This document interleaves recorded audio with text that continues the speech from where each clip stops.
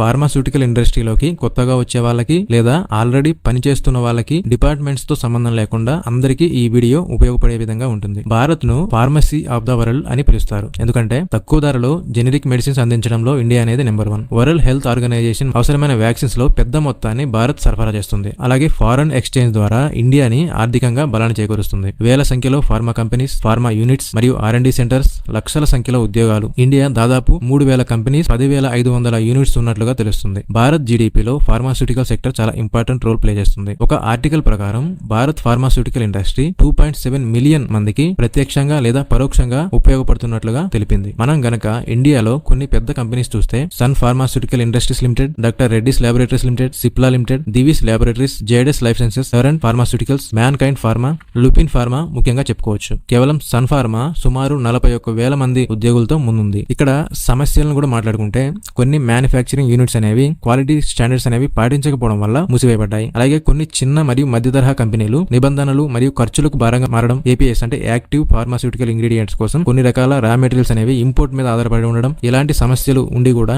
Still pharma రంగంలో India అనేది దూసుకుపోతుంది. కేవలం మన తెలుగు రాష్ట్రాలలోనే కొన్ని లక్షల మంది ఫార్మా ఎంప్లాయీస్ ఉన్నారు. ఫ్యూచర్ లో చాలా మంది ఎంప్లాయీస్ వస్తారు కాబట్టి వాళ్ళందరికీ ఉపయోగపడే విధంగా ఫార్మాస్యూటికల్ ఇండస్ట్రీ యొక్క ఫుల్ ఇన్ఫర్మేషన్ డ్రగ్ డెవలప్మెంట్ నుండి కన్స్యూమర్ కి చేరే వరకు పూర్తి ఇన్ఫర్మేషన్ ఈ వీడియోలో ఇస్తాను. వీలైతే ఒకే వీడియో లేదంటే పార్ట్స్ వారీగా ఇవ్వడానికి ప్రయత్నం చేస్తాను. ఒకసారి చరిత్రలోకి వెళ్తే మనకి ఇప్పుడు ఉన్నట్టు ఫార్మాస్యూటికల్ ఇండస్ట్రీ అనేది పెద్ద స్థాయిలో లేదు. ఇండస్ట్రీ డెవలప్మెంట్ అవ్వక ముందు భారతదేశంలో మెడిసిన్స్ అనేవి చాలా కాలం వరకు మన దేశంలో ఆయుర్వేదం మరియు యునాని సిద్ధ వైద్యం మీద ఆధారపడి ట్రీట్మెంట్ అనేవి చేసేవాళ్ళు. వనౌషధాలు అంటే హెర్బల్ మెడిసిన్స్, ఉదాహరణకు కషాయాలు, పొడులు, లేపనాలు మొదలైన వాటిని ఎక్కువగా ఉపయోగించేవాళ్ళు. బ్రిటిష్ కాలం 19వ శతాబ్దం నుండి మోడర్న్ అలోపతిక్ మెడిసిన్స్ అనేవి భారత్లోకి రావడం జరిగింది. మొదట ఇవన్నీ ఇంపోర్ట్ చేయబడ్డాయి, అంటే యూకే మరియు యూరోప్ నుండి ఇంపోర్ట్ చేయబడ్డాయి. బ్రిటిష్ ఆర్మీ మరియు హాస్పిటల్స్ కోసం ముఖ్యంగా ఈ మందులనేవి వచ్చేవి. తర్వాత స్థానికంగా జనాభా వాడడం మొదలుపెట్టారు. బ్రిటిష్ పాలనలో అంటే 1800 నుండి 1947 వరకు మోడర్న్ ఫార్మాస్యూటికల్ ఇండస్ట్రీ అనేది స్టార్ట్ అవడం జరిగింది. బెంగాల్ కెమికల్స్ మరియు ఫార్మాస్యూటికల్ లిమిటెడ్ ఇది ఇండియా యొక్క మొదటి ఫార్మాస్యూటికల్ కంపెనీ. ఇది కోల్కతాలో స్థాపించబడింది 1901 సంవత్సరంలో.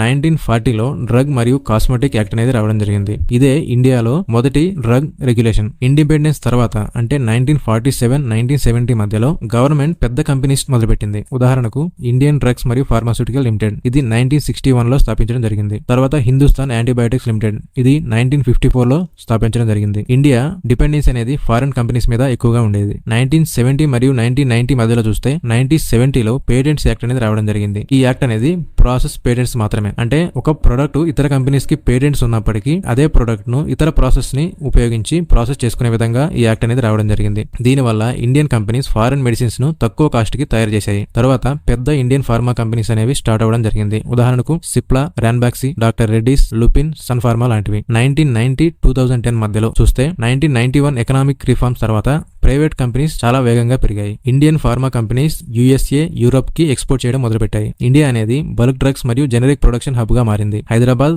ముంబై, అహ్మదాబాద్ పెద్ద ఫార్మా క్లస్టర్ గా ఎదిగాయి. ప్రెజెంట్ సిచ్యువేషన్ చూస్తే ఇండియా అనేది ఫార్మసీ ఆఫ్ ద వరల్డ్ గా నిలిచింది. చీప్ జెనరిక్స్ ప్రపంచ వ్యాప్తంగా 60% వ్యాక్సిన్స్ అనేవి ఇండియా నుంచి సప్లై అవుతున్నాయి. కోవిడ్-19 పాండమిక్ లో ఇండియా అనేది క్రూషియల్ రోల్ పోషించింది. కోవాక్సిన్ మరియు కోవిషీల్డ్ ను తయారు చేసింది. ఇప్పుడు ఇండియాలో 3,000కు పైగా ఫార్మా కంపెనీస్, 10,000కు పైగా మ్యానుఫ్యాక్చరింగ్ యూనిట్స్ అనేవి ఉన్నాయి. ఒక వ్యక్తి ఒక ఫార్మా కంపెనీని స్టార్ట్ చేయాలి అనుకున్నాడు అనుకుందాం. ముందుగా అతను ప్లానింగ్ చేసుకుంటాడు, అంటే బిజినెస్ మోడల్ ని డిసైడ్ చేసుకుంటాడు. అంటే జెనరిక్ డ్రగ్స్ తయారు చేయాలా, యాక్టివ్ ఫార్మాస్యూటికల్ ఇంగ్రీడియంట్స్ అంటే APIs తయారు చేయాలా, లేదా ఫార్ములేషన్స్ అంటే టాబ్లెట్స్, క్యాప్సూల్స్, సిరప్స్, ఇంజెక్టబుల్స్ లాంటివి తయారు చేయాలనేది డిసైడ్ చేసుకుంటాడు. తర్వాత మార్కెట్ రీసెర్చ్ చేస్తాడు, అంటే డిమాండ్ ఏ డ్రగ్స్ కి ఎక్కువ ఉందో అలాగే ఏ కేటగిరీకి ప్రాఫిటబుల్ గా ఉంటుందో అనేది తెలుసుకుంటాడు. తర్వాత ఇన్వెస్ట్మెంట్ మరియు ఫండింగ్, అంటే ఒక ఫార్మా కంపెనీ స్టార్ట్ చేయాలంటే చాలా ఖర్చుతో కూడుకున్న పని కాబట్టి. తర్వాత కంపెనీ యొక్క రిజిస్ట్రేషన్, అంటే మినిస్ట్రీ ఆఫ్ కార్పొరేట్ అఫైర్స్ నుండి అంటే MCA వద్ద ప్రైవేట్ లిమిటెడా లేదా పబ్లిక్ లిమిటెడా అనేది రిజిస్టర్ చేసుకుంటాడు. ప్రైవేట్ లిమిటెడ్ కంపెనీ అంటే షేర్ హోల్డర్స్ అనేవి తక్కువగా ఉంటారు. కనీసం 2 నుండి 200 మంది షేర్ హోల్డర్స్ అనే వాళ్ళు ఉంటారు. షేర్లు అనేవి బయటికి పబ్లిక్ కి అమ్మలేరు,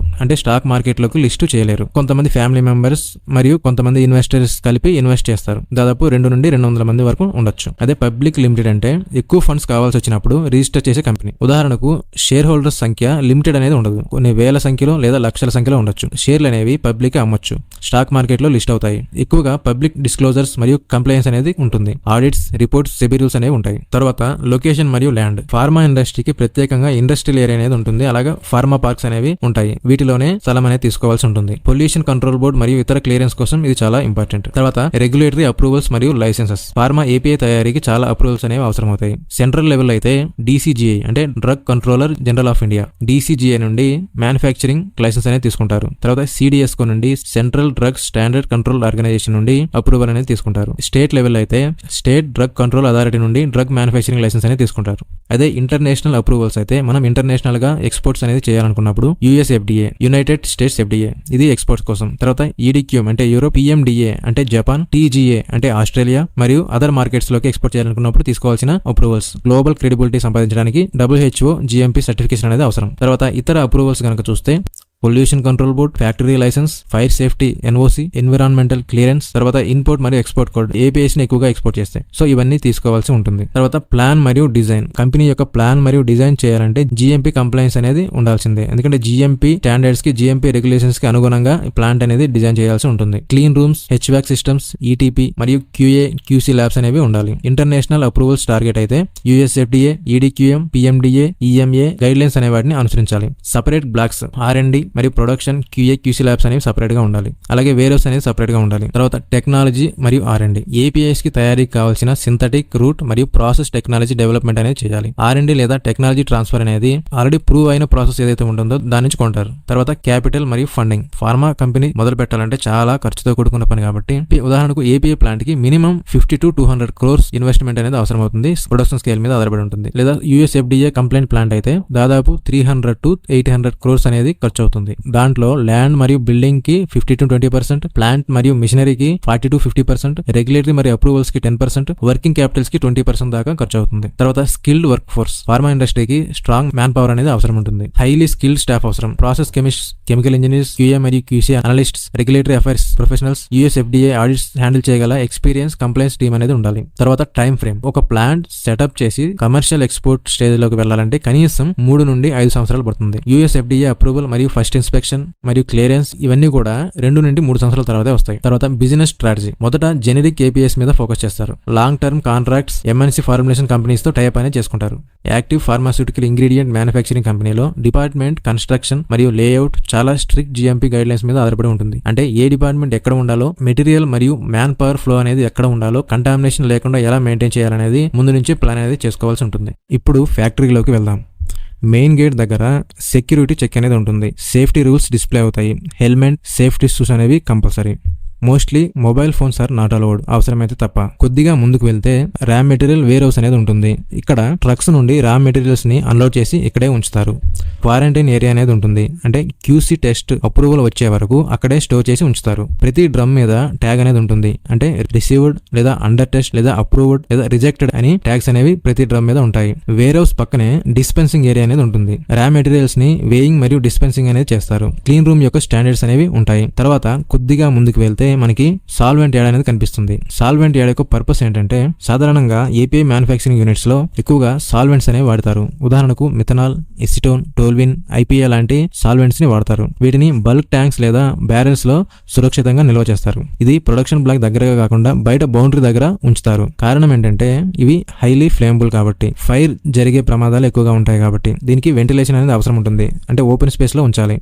ట్యాంకర్ అన్లోడింగ్ ఏరియా అనేది ఖచ్చితంగా ఉంటుంది. ఎందుకంటే సాల్వెంట్ సప్లై ట్రక్స్ నుండి డైరెక్ట్ గా స్టోరేజ్ ట్యాంక్స్ పంపించేందుకు ట్యాంకర్స్ అన్లోడింగ్ ఏరియా అనేది ఉంటుంది. Fire hydrant systems, foam systems, flame proof pumps అనేవి ఉంటాయి. సాల్వెంట్స్ అనేవి పైప్ లైన్ ద్వారా ప్రొడక్షన్ బ్లాక్ కి పంపుతారు. కొద్దిగా ముందుకు వెళ్తే మనకి ప్రొడక్షన్ బ్లాక్స్ అనేవి కనిపిస్తాయి. ఇక్కడ ప్రాసెస్ మెయిన్ గా జరుగుతుంది. అలాగే నడుస్తూ లోపలికి వెళ్తే రియాక్షన్ సెక్షన్. పెద్ద రియాక్టర్స్ లో కెమికల్ రియాక్షన్స్ అనేవి జరుగుతాయి. ఫిల్టరేషన్ మరియు సెంట్రిఫికేషన్ కోసం సెక్షన్ అనేది ఉంటుంది. ఇక్కడ రియాక్షన్ మిక్చర్ నుండి సాలిడ్స్ ని సపరేట్ చేస్తారు. తర్వాత డ్రైయింగ్ సెక్షన్. ఇక్కడ డ్రైయింగ్ అనేది చేస్తారు. వెట్ ప్రొడక్ట్ ని డ్రైయర్స్ అంటే ఉదాహరణకు డ్రైయర్స్, ఫ్లూయిడ్ బెడ్ డ్రైయర్స్ లో డ్రై చేస్తారు. తర్వాత మిల్లింగ్ సెక్షన్. ఇక్కడ API పార్టికల్ సైజ్ ను కంట్రోల్ చేయడానికి మిల్లింగ్ అనేది జరుగుతుంది. కంటామినేషన్ నుండి తప్పించుకోవడానికి మనకి ప్రతి సెక్షన్ లో ఎయిర్ లాక్స్ అనేవి ఉంటాయి. ప్రొడక్షన్ బ్లాక్ కి కుడి వైపున QC కనిపిస్తుంది. ఇక్కడ chemical analysis, instrumental room, microbiology lab అనేవి ఉంటాయి. రా materials, in process samples, finished products ఇక్కడే టెస్ట్ చేస్తారు. దాని పక్కన QA అంటే క్వాలిటీ అష్యూరెన్స్ అనేది ఉంటుంది. Documents, SOPs, batch records, GMP checks, works QA చూసుకుంటుంది. ఫ్యాక్టరీలో జరిగే ప్రతి ప్రాసెస్ కి ఫైనల్ అప్రూవల్ అనేది QA నుండి వస్తుంది. తర్వాత వీటన్నిటికి దూరంగా బయట వైపున యూటిలిటీస్ బ్లాక్ అనేది ఉంటుంది. ఇక్కడ boiler, cooling towers, chillers, air compressors అనేవి ఉంటాయి. ఇవి సపరేట్ గా ఉంటాయి, అంటే నాయిస్ మరియు కంటామినేషన్ తగ్గించడానికి. ప్లాంట్స్ కి దగ్గరలోనే EHS డిపార్ట్మెంట్ అనేది కనిపిస్తుంది. ఇది సపరేట్ ఆఫీస్ గా ఉంటుంది, కానీ ప్లాంట్ దగ్గరగా ఉంటుంది. ఎందుకంటే అన్ని ప్రొడక్షన్ మరియు utilities, warehouse, ETP activities మీద సేఫ్టీ మానిటరింగ్ అనేది చేయాలి. సేఫ్టీ డిపార్ట్మెంట్ లో ముఖ్యంగా ఫైర్ మరియు సేఫ్టీ కంట్రోల్ సిస్టమ్ మానిటరింగ్ అనేది ఉంటుంది. PPE అంటే పర్సనల్ ప్రొటెక్టివ్ ఎక్విప్మెంట్ ఇష్యూయింగ్ అనేది ఉంటుంది. సేఫ్టీ ట్రైనింగ్ ఇవ్వడం జరుగుతుంది. First aid, fire alarms monitoring అనేది వీళ్ళు చేస్తారు. కెమికల్ హ్యాండ్లింగ్ గైడ్ లైన్స్ మరియు సేఫ్టీ డ్రిల్స్, మాక్ డ్రిల్స్, ఫైర్ ఎవాక్యుయేషన్ ప్లాన్స్ అనేవి వీళ్ళు చేస్తూ ఉంటారు. తర్వాత బౌండరీ దగ్గర ఎఫ్లూయెంట్ ట్రీట్మెంట్ ప్లాంట్ అనేది ఉంటుంది. ETP అనేది ఉంటుంది. ఇక్కడ కెమికల్ వేస్ట్ వాటర్ మరియు సాల్వెంట్స్ అనేవి ఇక్కడ ట్రీట్మెంట్ అనేది జరుగుతుంది. అంటే ట్రీటెడ్ వాటర్ ఏవైతే ఉంటాయో వాటిని మాత్రమే బయటకు పంపుతారు. అంటే కంపెనీలో వాడే ప్రతి ప్రాసెస్ లో వాడే వాటర్ మొత్తాన్ని ఇక్కడికి పంపించి ట్రీట్మెంట్ జరిగిన తర్వాతనే బయటకు పంపిస్తారు లేదా వాడతారు. ఇది సాధారణంగా ప్లాంట్ చివరి బౌండరీ దగ్గర ఉంచుతారు. ఇప్పుడు మెయిన్ ప్రాసెస్ అనేది చూద్దాం. ముందుగా ప్రొడక్షన్ డిపార్ట్మెంట్ వాళ్ళు కావాల్సిన రా మెటీరియల్స్ ఇండెంట్ పెడతారు. తర్వాత స్టోర్ వాళ్ళు వాటిని ప్రొడక్షన్ లోకి ట్రాలీస్ లేదా ఫోర్క్ లిఫ్ట్ ద్వారా ప్రొడక్షన్ హౌస్ కి పంపుతారు. సాల్వెంట్స్ ని మాత్రం పంపింగ్ ద్వారా ట్రాన్స్ఫర్ అనేది చేస్తారు. ప్రొడక్షన్ బ్లాక్ లో మనకి డిఫరెంట్ ఎక్విప్మెంట్స్ అనేవి కనిపిస్తాయి. ఉదాహరణకు reactors, centrifuges, leaf filters, ANFD అంటే agitated nutsche filter and dryer, RCVD అంటే rotocone vacuum dryers, millers, sifter, tray dryers, SS receivers, tanks, HDPE drums, pipes, utility lines, pumps, vacuum pumps లాంటివి production ఏరియాలో కనిపిస్తూ ఉంటాయి. Production లో ఏ operation చేయాలన్నా SOP అనేది ఉంటుంది, అంటే స్టాండర్డ్ ఆపరేటింగ్ ప్రొసీజర్. అందులో ఏ విధంగా ఆపరేట్ చేయాలో స్టెప్ బై స్టెప్ ఉంటుంది, దాన్ని ఫాలో అవుతారు. అలాగే ప్రొడక్షన్ ప్రాసెస్ లో BMR ఆధారంగా పనిచేస్తారు. BMR అంటే బ్యాచ్ మ్యానుఫ్యాక్చరింగ్ రికార్డ్. దీనిని ప్రొడక్షన్ డిపార్ట్మెంట్ తయారు చేస్తుంది. ప్రొడక్షన్ మాత్రమే కాకుండా R&D నుండి టెక్నాలజీ ట్రాన్స్ఫర్ డాక్యుమెంట్స్ ఆధారంగా ఉంటుంది. QA డిపార్ట్మెంట్ డ్రాఫ్ట్ BMR ని, అంటే ప్రొడక్షన్ డిపార్ట్మెంట్ తయారు చేసిన BMR ని రివ్యూ చేసి అన్ని స్టెప్స్ GMP స్టాండర్డ్స్ అనుగుణంగా మ్యాచ్ అవుతున్నాయా లేదా చూసి, ఇన్ ప్రాసెస్ కంట్రోల్స్ మెయింటైన్ అయ్యాయా లేదా రెగ్యులేటరీ రిక్వైర్మెంట్స్ ఏమైనా ఉన్నాయా అని చూసి కరెక్షన్స్ ఏమైనా ఉంటే చెప్తుంది. తర్వాత ఫైనల్ అప్రూవల్. QA హెడ్ లేదా authorised QA person final BMR ని అప్రూవ్ చేస్తారు. అప్రూవల్ తర్వాతే అది ప్రొడక్షన్ లో అఫీషియల్ డాక్యుమెంట్ గా వాడతారు. తర్వాత ఎగ్జిక్యూషన్. ప్రొడక్షన్ టీమ్ బ్యాచ్ తయారు చేసే సమయంలో ఆ అప్రూవ్డ్ BMR లో అన్ని డీటెయిల్స్, అంటే వెయిట్స్, టైమింగ్స్, అబ్జర్వేషన్స్, ఆపరేటర్ మరియు సూపర్వైజర్ సిగ్నేచర్ ఫిల్ చేస్తుంది. BMR లో సాధారణంగా కంపెనీ నేమ్ మరియు లోగో, డాక్యుమెంట్ టైటిల్, తర్వాత ప్రొడక్షన్ నేమ్, అంటే ఏ API తయారు చేస్తుందో ఆ API నేమ్, తర్వాత ప్రొడక్ట్ యొక్క కోడ్ లేదా ఐటెం కోడ్, తర్వాత బ్యాచ్ నెంబర్, బ్యాచ్ సైజ్, తర్వాత మ్యానుఫ్యాక్చరింగ్ డేట్ మరియు expiry date, BMR reference number మరియు version number, page numbers, raw materials పేరు, అంటే API ఇంటర్మీడియట్స్ లేదా సాల్వెంట్స్ లేదంటే రీఏజెంట్స్ లాంటివి, తర్వాత మెటీరియల్ కోడ్, తర్వాత vendor source details, required quantity, dispensed quantity, material status, ఇవన్నీ కూడా దాంట్లో ఉంటాయి. తర్వాత ఎక్విప్మెంట్ డీటెయిల్స్, ఎక్విప్మెంట్ ID అంటే రియాక్టర్ నెంబర్ కానీ, సెంట్రిఫ్యూజ్ నెంబర్ కానీ, డ్రైయర్ నెంబర్ లాంటివి. తర్వాత క్లీనింగ్ స్టేటస్, అంటే క్లీన్ అయిందా లేదంటే ఇన్ యూస్ లో ఉందా లేదంటే టు బి క్లీన్డా అనేవి ఉంటాయి. తర్వాత క్యాలిబ్రేషన్ స్టేటస్, ఇవన్నీ కూడా దాంట్లో ఉంటాయి. ఆ ప్రొడక్ట్ యొక్క మ్యానుఫ్యాక్చరింగ్ ప్రాసెస్ అనేది స్టెప్ బై స్టెప్స్ దాంట్లో ఉంటాయి. Reaction, heating, cooling, addition, sequence మరియు మిక్స్ స్పీడ్, pH అడ్జస్ట్మెంట్స్ అన్ని కూడా దాంట్లో ఉంటాయి. ఆపరేషన్ పారామీటర్స్ అంటే temperature, pressure, vacuum, agitation speed మరియు టైం, ప్రికాషన్స్, సేఫ్టీ నోట్స్, ఇవన్నీ కూడా దాంట్లో రికార్డ్ చేసి ఉంటాయి. ఇన్ ప్రాసెస్ కంట్రోల్ డేటా అంటే స్టేజ్ వైజ్ గా శాంపిల్స్ ని కలెక్ట్ చేయడం. టెస్ట్ పారామీటర్స్ అంటే pH గానీ, SI గానీ, loss and drying, moisture, purity test, ఇవన్నీ కూడా దాంట్లో ఉంటాయి. తర్వాత ఈల్డ్ డీటెయిల్స్ అంటే ఫైనల్ గా మనకి ఎంత అవుట్పుట్ వచ్చింది అనేది, థియరిటికల్ ఈల్డ్ మరియు యాక్చువల్ గా ఎన్ని కేజీలు ఈల్డ్ అనేది వచ్చింది అనేది దాంట్లో రికార్డ్ చేయాల్సి ఉంటుంది. తర్వాత ప్యాకింగ్ డీటెయిల్స్, HDPE లో ప్యాకింగ్ చేశారా లేదా లైనర్ లో ప్యాకింగ్ చేశారా అనేది దాంట్లో రాయాల్సి ఉంటుంది. నెట్ వెయిట్ మరియు గ్రాస్ వెయిట్ రాయాల్సి ఉంటుంది. లేబుల్స్ మరియు batch details verification, storage conditions, room temperature, cold storage లాంటివి, వీటన్నిటిని కూడా దాంట్లో రాయాల్సి ఉంటుంది. ఇవన్నీ కూడా వాటిలో డీటెయిల్ గా ఉంటాయి. ప్రొడక్షన్ ఆపరేటర్ సిగ్నేచర్ మరియు డేట్ చెక్డ్ బై, అంటే ప్రొడక్షన్ సూపర్వైజర్ సిగ్నేచర్ మరియు date, verified by QA person signature plus date, approved by ఎవరైతే అప్రూవ్ చేశారు QA హెడ్ లేదా plant head signature by date, ఇవన్నీ కూడా దాంట్లో ఉంటాయి. తర్వాత డీవియేషన్ మరియు రిమార్క్స్, ఏదైనా SOP నుండి డీవియేషన్ కనుక జరిగితే నోట్ చేయాల్సి ఉంటుంది. చేంజ్ కంట్రోల్, కరెక్షన్ ప్లాన్స్ వివరాలన్నీ కూడా దాంట్లో రాయాల్సి ఉంటాయి. సో ఒక బ్యాచ్ కి సంబంధించిన పూర్తి స్టోరీ అనేది ఈ BMR లో ఉంటుంది. అందులో మనం చేసే ప్రతి operation, time to time, duration, temperature, ప్రతిదీ రాయాల్సి ఉంటుంది. ముందుగా ప్రొడక్షన్ స్టార్ట్ చేసే ముందు రా మెటీరియల్స్ ని వేయింగ్ చేసుకుంటారు. వేయింగ్ చేసే ముందు వేయింగ్ మిషన్ యొక్క క్యాలిబ్రేషన్ అనేది ఉంటుంది. అంటే వేయింగ్ మిషన్ సరిగ్గా పనిచేస్తుందా లేదా అనేది, అంటే వేయింగ్ మిషన్ ప్రాపర్ గా వర్క్ అవుతుందా లేదా అని స్టాండర్డ్స్ వెయిట్స్ అనేవి ఉంటాయో వాటిని యూజ్ చేసి వేయింగ్ మిషన్స్ ని సర్ఫేస్ మీద 4 కార్నర్ లో మిడిల్ లో పెట్టి చెక్ చేస్తారు. ఓకే అనుకున్న తర్వాతనే వేయింగ్ అనేది జరుగుతుంది. రియాక్టర్స్ లో SSR లేదా GLR. SSR అంటే స్టెయిన్లెస్ స్టీల్ రియాక్టర్, GLR అంటే గ్లాస్ లైనెడ్ రియాక్టర్. సో రియాక్టర్ లో ఏముంటాయో చూద్దాం. ఫార్మాస్యూటికల్ API రియాక్టర్ అంటే బేసికల్ గా ఒక కెమికల్ రియాక్షన్ జరుగుతున్న ఒక వెజిల్. ఇది GMP స్టాండర్డ్స్ కి అనుగుణంగా తయారు చేస్తారు. రియాక్టర్ డిజైన్ లోని ముఖ్యమైన పార్ట్స్ ఏమైతుంటాయో అవి చూద్దాం. రియాక్టర్ కన్స్ట్రక్షన్ ముందుగా చూస్తే మెటీరియల్ ఆఫ్ ద కన్స్ట్రక్షన్ అంటే MOC, గ్లాస్ లైన్ రియాక్టర్ లేదా స్టెయిన్లెస్ స్టీల్ రియాక్టర్.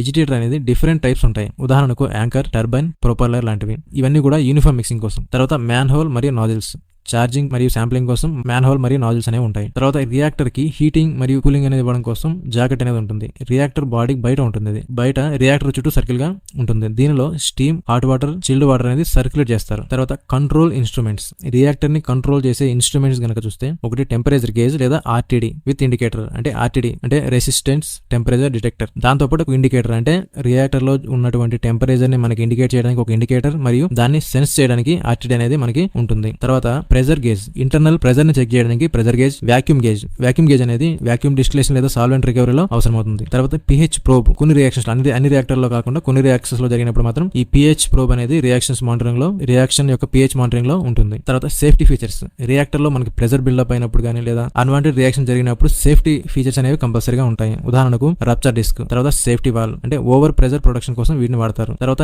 ఎర్తింగ్ మరియు explosion proof monitor, solvent handle వల్ల సేఫ్టీ కోసం. తర్వాత అదర్ అటాచ్మెంట్స్ చూస్తే కండెన్సర్, మనకి వేపర్స్ కండెన్సర్ కోసం అంటే డిస్టిలేషన్ ప్రాసెస్ లో వేపర్స్ అనేవి కండెన్సేషన్ కోసం వాడే కండెన్సర్. తర్వాత రిసీవర్, ఈ కండెన్స్ అయిన సాల్వెంట్ లేదా ఇతర మెటీరియల్ ఏదైతే ఉందో దాన్ని రిసీవ్ చేయడానికి రిసీవర్ అనేది ఉంటుంది. ఇది కండెన్సర్ సాల్వెంట్స్ మరియు బై ప్రొడక్ట్స్ ని కలెక్ట్ చేయడానికి ఉపయోగపడుతుంది. ఆ రిసీవర్ కి కనెక్ట్ చేసి ఒక వాక్యూమ్ పంప్ అనేది ఉంటుంది. తర్వాత శాంప్లింగ్ వాల్వ్, ఇది ఇన్ ప్రాసెస్ శాంపిల్ ని తీసుకోవడానికి ఉపయోగపడుతుంది. మొత్తం మీద ఒక API రియాక్టర్ అంటే కెమికల్ రియాక్షన్ ని స్మూత్ గా, సేఫ్ గా, కంట్రోల్డ్ కండిషన్ లో అంటే టెంపరేచర్, ప్రెజర్, pH, ఎజిటేషన్ లో జరిగే విధంగా డిజైన్ చేయబడిన ఒక సిస్టమ్. ఇప్పుడు రియాక్టర్ లో రా మెటీరియల్స్ ని ఛార్జింగ్ ప్రాసెస్ చూద్దాం. రియాక్టర్ లో ఛార్జింగ్ చేసే ముందు చెక్ చేయాల్సినవి ఏంటంటే రియాక్టర్ లో క్లీనింగ్ స్టేటస్, అంటే రియాక్టర్ క్లీన్ గా ఉందా లేదంటే క్లీనింగ్ స్టేటస్ ని మరియు QA ట్యాగ్ అనేది ఉంటుంది. ఇవి చెక్ చేస్తారు. తర్వాత ఎక్విప్మెంట్ లాగ్ బుక్ లో ఎంట్రీ అనేది జరుగుతుంది. క్యాలిబ్రేషన్ మరియు వేయింగ్ బ్యాలెన్స్ కన్ఫర్మ్ చేస్తారు. సేఫ్టీ చెక్స్ అనేవి ఉంటాయి. ఎర్తింగ్, గ్రౌండింగ్, నైట్రోజన్ అవైలబిలిటీ ఇవన్నీ కూడా చెక్ చేస్తారు. తర్వాత రా మెటీరియల్ యొక్క వెరిఫికేషన్, రా మెటీరియల్స్ కంటైనర్స్ డిస్పెన్సింగ్ ఏరియాలో ఆల్రెడీ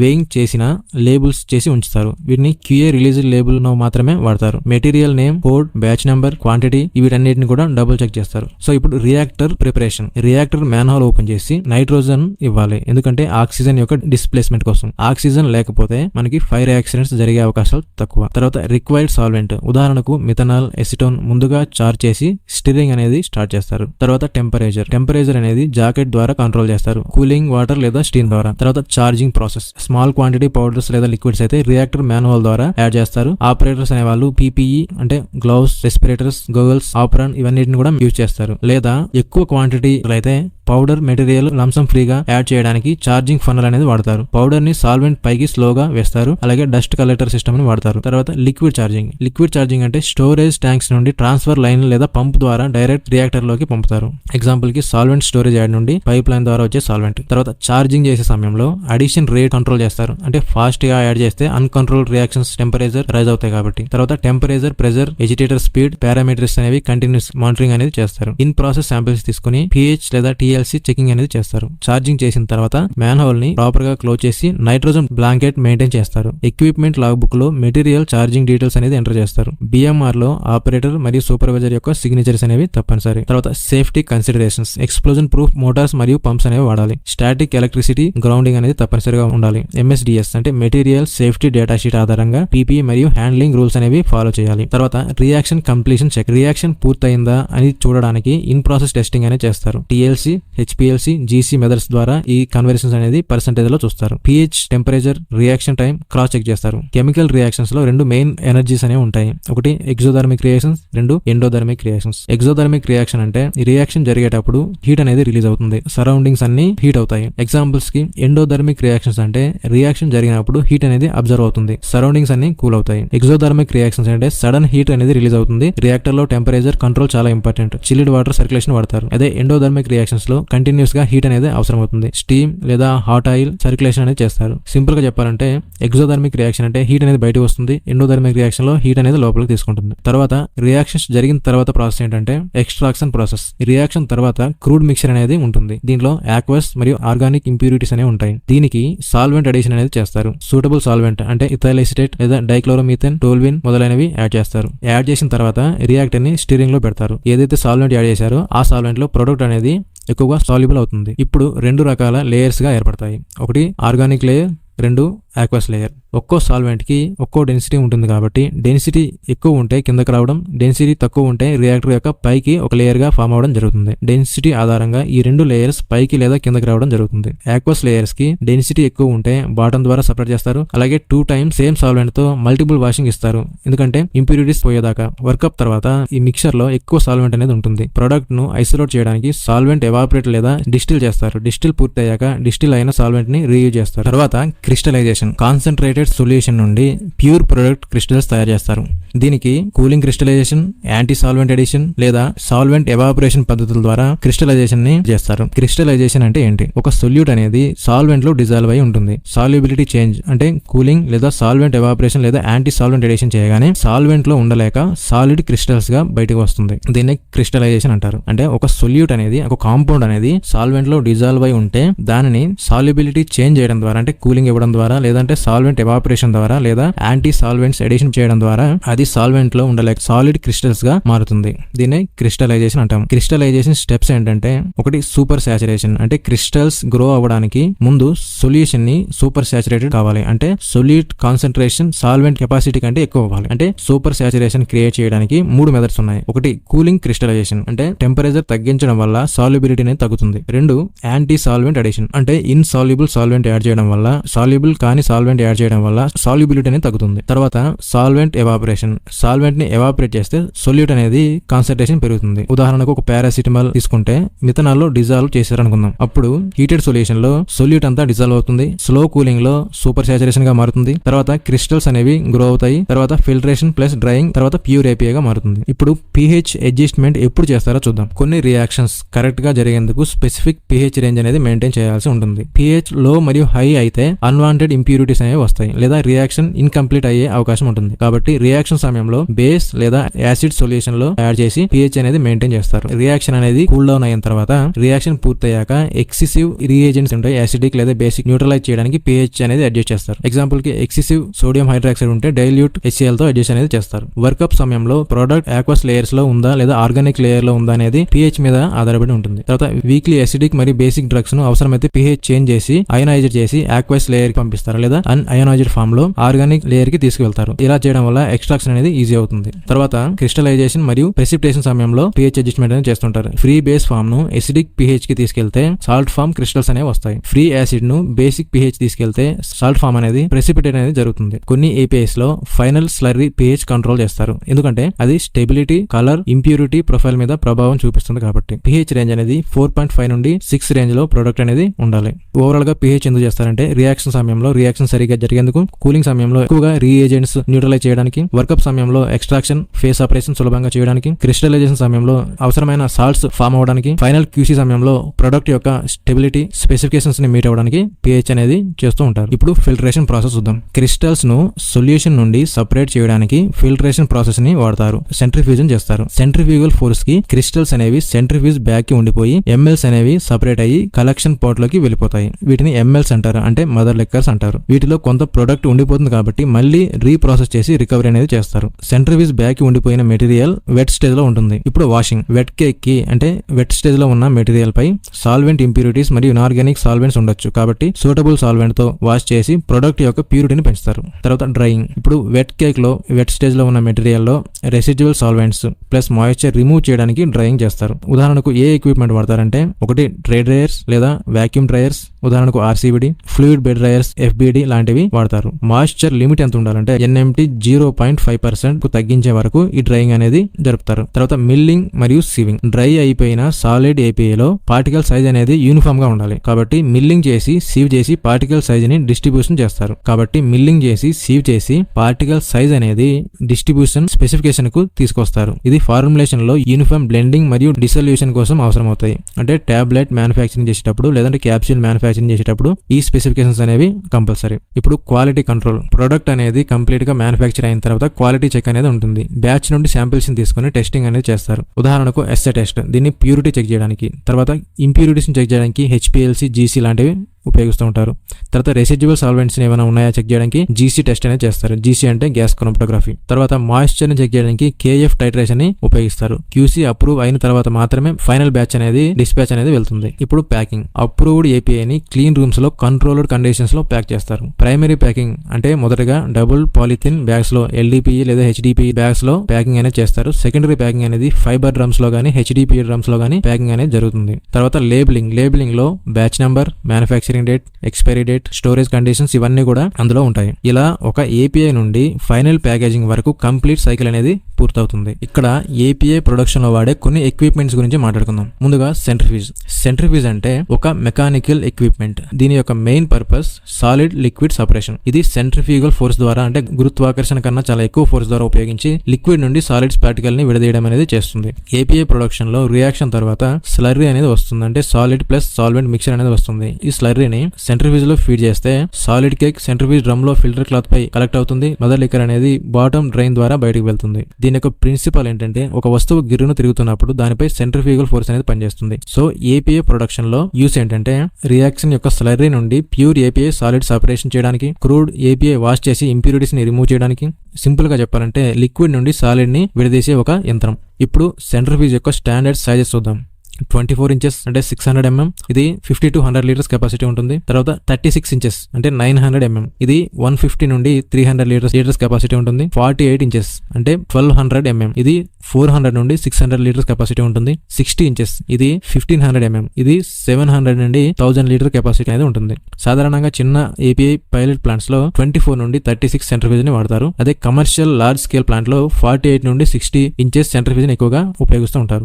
ఆర్పిఎం అనేది సైజ్ మీద ఆధారపడి ఉంటుంది. సాధారణంగా 800 నుండి 1800 ఆర్పిఎం రేంజ్ లో ఉంటాయి. ఇప్పుడు సెంట్రిఫ్యూజ్ యొక్క ఫిల్టర్ క్లాత్ మరియు మైక్రాన్ సైజ్ కనుక చూస్తే ఫిల్టర్ క్లాత్ యొక్క మెయిన్ రోల్ ఏంటంటే స్లర్రీలో ఉన్న లిక్విడ్ ని బయటకు పోయేలా చేసి సాలిడ్ ఏపీఐని కేక్ ఇన్సైడ్ బాస్కెట్ లో రిటైన్ చేయడం. ఇది purpose. So standards filter cloth micron range ఎలా ఉంటుందంటే 1 మైక్రాన్ నుండి 25 micron fine API separation sensitive products కి ఉపయోగిస్తుంటారు. 25 మైక్రాన్ నుండి 100 మైక్రాన్ ని మీడియం పార్టికల్స్ కి ఉపయోగిస్తుంటారు.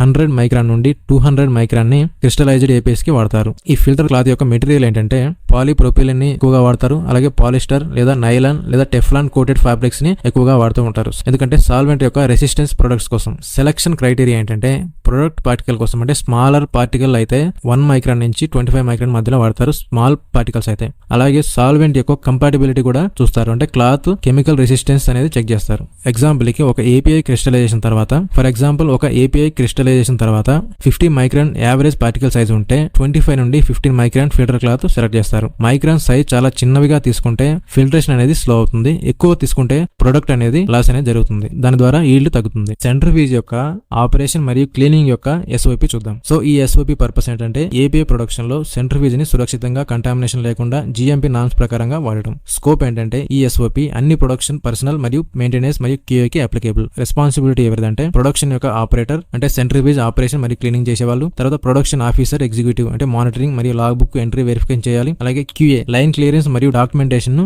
రివ్యూ చేయాలి. తర్వాత మెటీరియల్స్ మరియు సేఫ్టీ ప్రికాషన్స్ విషయానికి వస్తే పీపీఈ అంటే lab coat, helmet, safety shoes, gloves, goggles, mask లాంటివి యూజ్ చేయాలి. ఎర్తింగ్ కనెక్షన్ మరియు లీడ్ ఇంటర్లాక్ వర్కింగ్ అనేవి అవుతున్నాయా లేదనేది చెక్ చేసుకోవాలి. అలాగే డ్రైన్ లైన్ మరియు కనెక్షన్ ప్రాపర్ గా క్లోజ్ అయిందా లేదా అనేది చెక్ చేసుకోవాలి. తర్వాత ఎంఎస్డిఎస్ ప్రకారంగా సాల్వెంట్ హ్యాండ్లింగ్ అనేది చేయాలి. ఎంఎస్డిఎస్ అంటే మెటీరియల్ సేఫ్టీ డేటా షీట్ ప్రకారంగా సాల్వెంట్ అనేది హ్యాండ్లింగ్ అనేది చేయాలి. ఇప్పుడు ప్రొసీజర్ చూస్తే ఎక్విప్మెంట్ యొక్క స్టేటస్ ట్యాగ్ చూసి క్లీన్డ్ ఉందా లేదా చూసుకోవాలి. సెంట్రిఫ్యూజ్ డ్రమ్ ఇంటిగ్రిటీ అంటే mesh, filter cloth, gasket condition ఇవన్నీ కూడా చెక్ చేయాలి. యూటిలిటీస్ అంటే power, nitrogen, air supply, drain ఇవన్నీ కూడా చెక్ చేయాల్సి ఉంటుంది. ఇప్పుడు ఆపరేషన్. రా మెటీరియల్ అంటే స్లర్రీని సెంట్రిఫ్యూజ్ ఫీడ్ లైన్ ద్వారా చార్జ్ చేయాలి.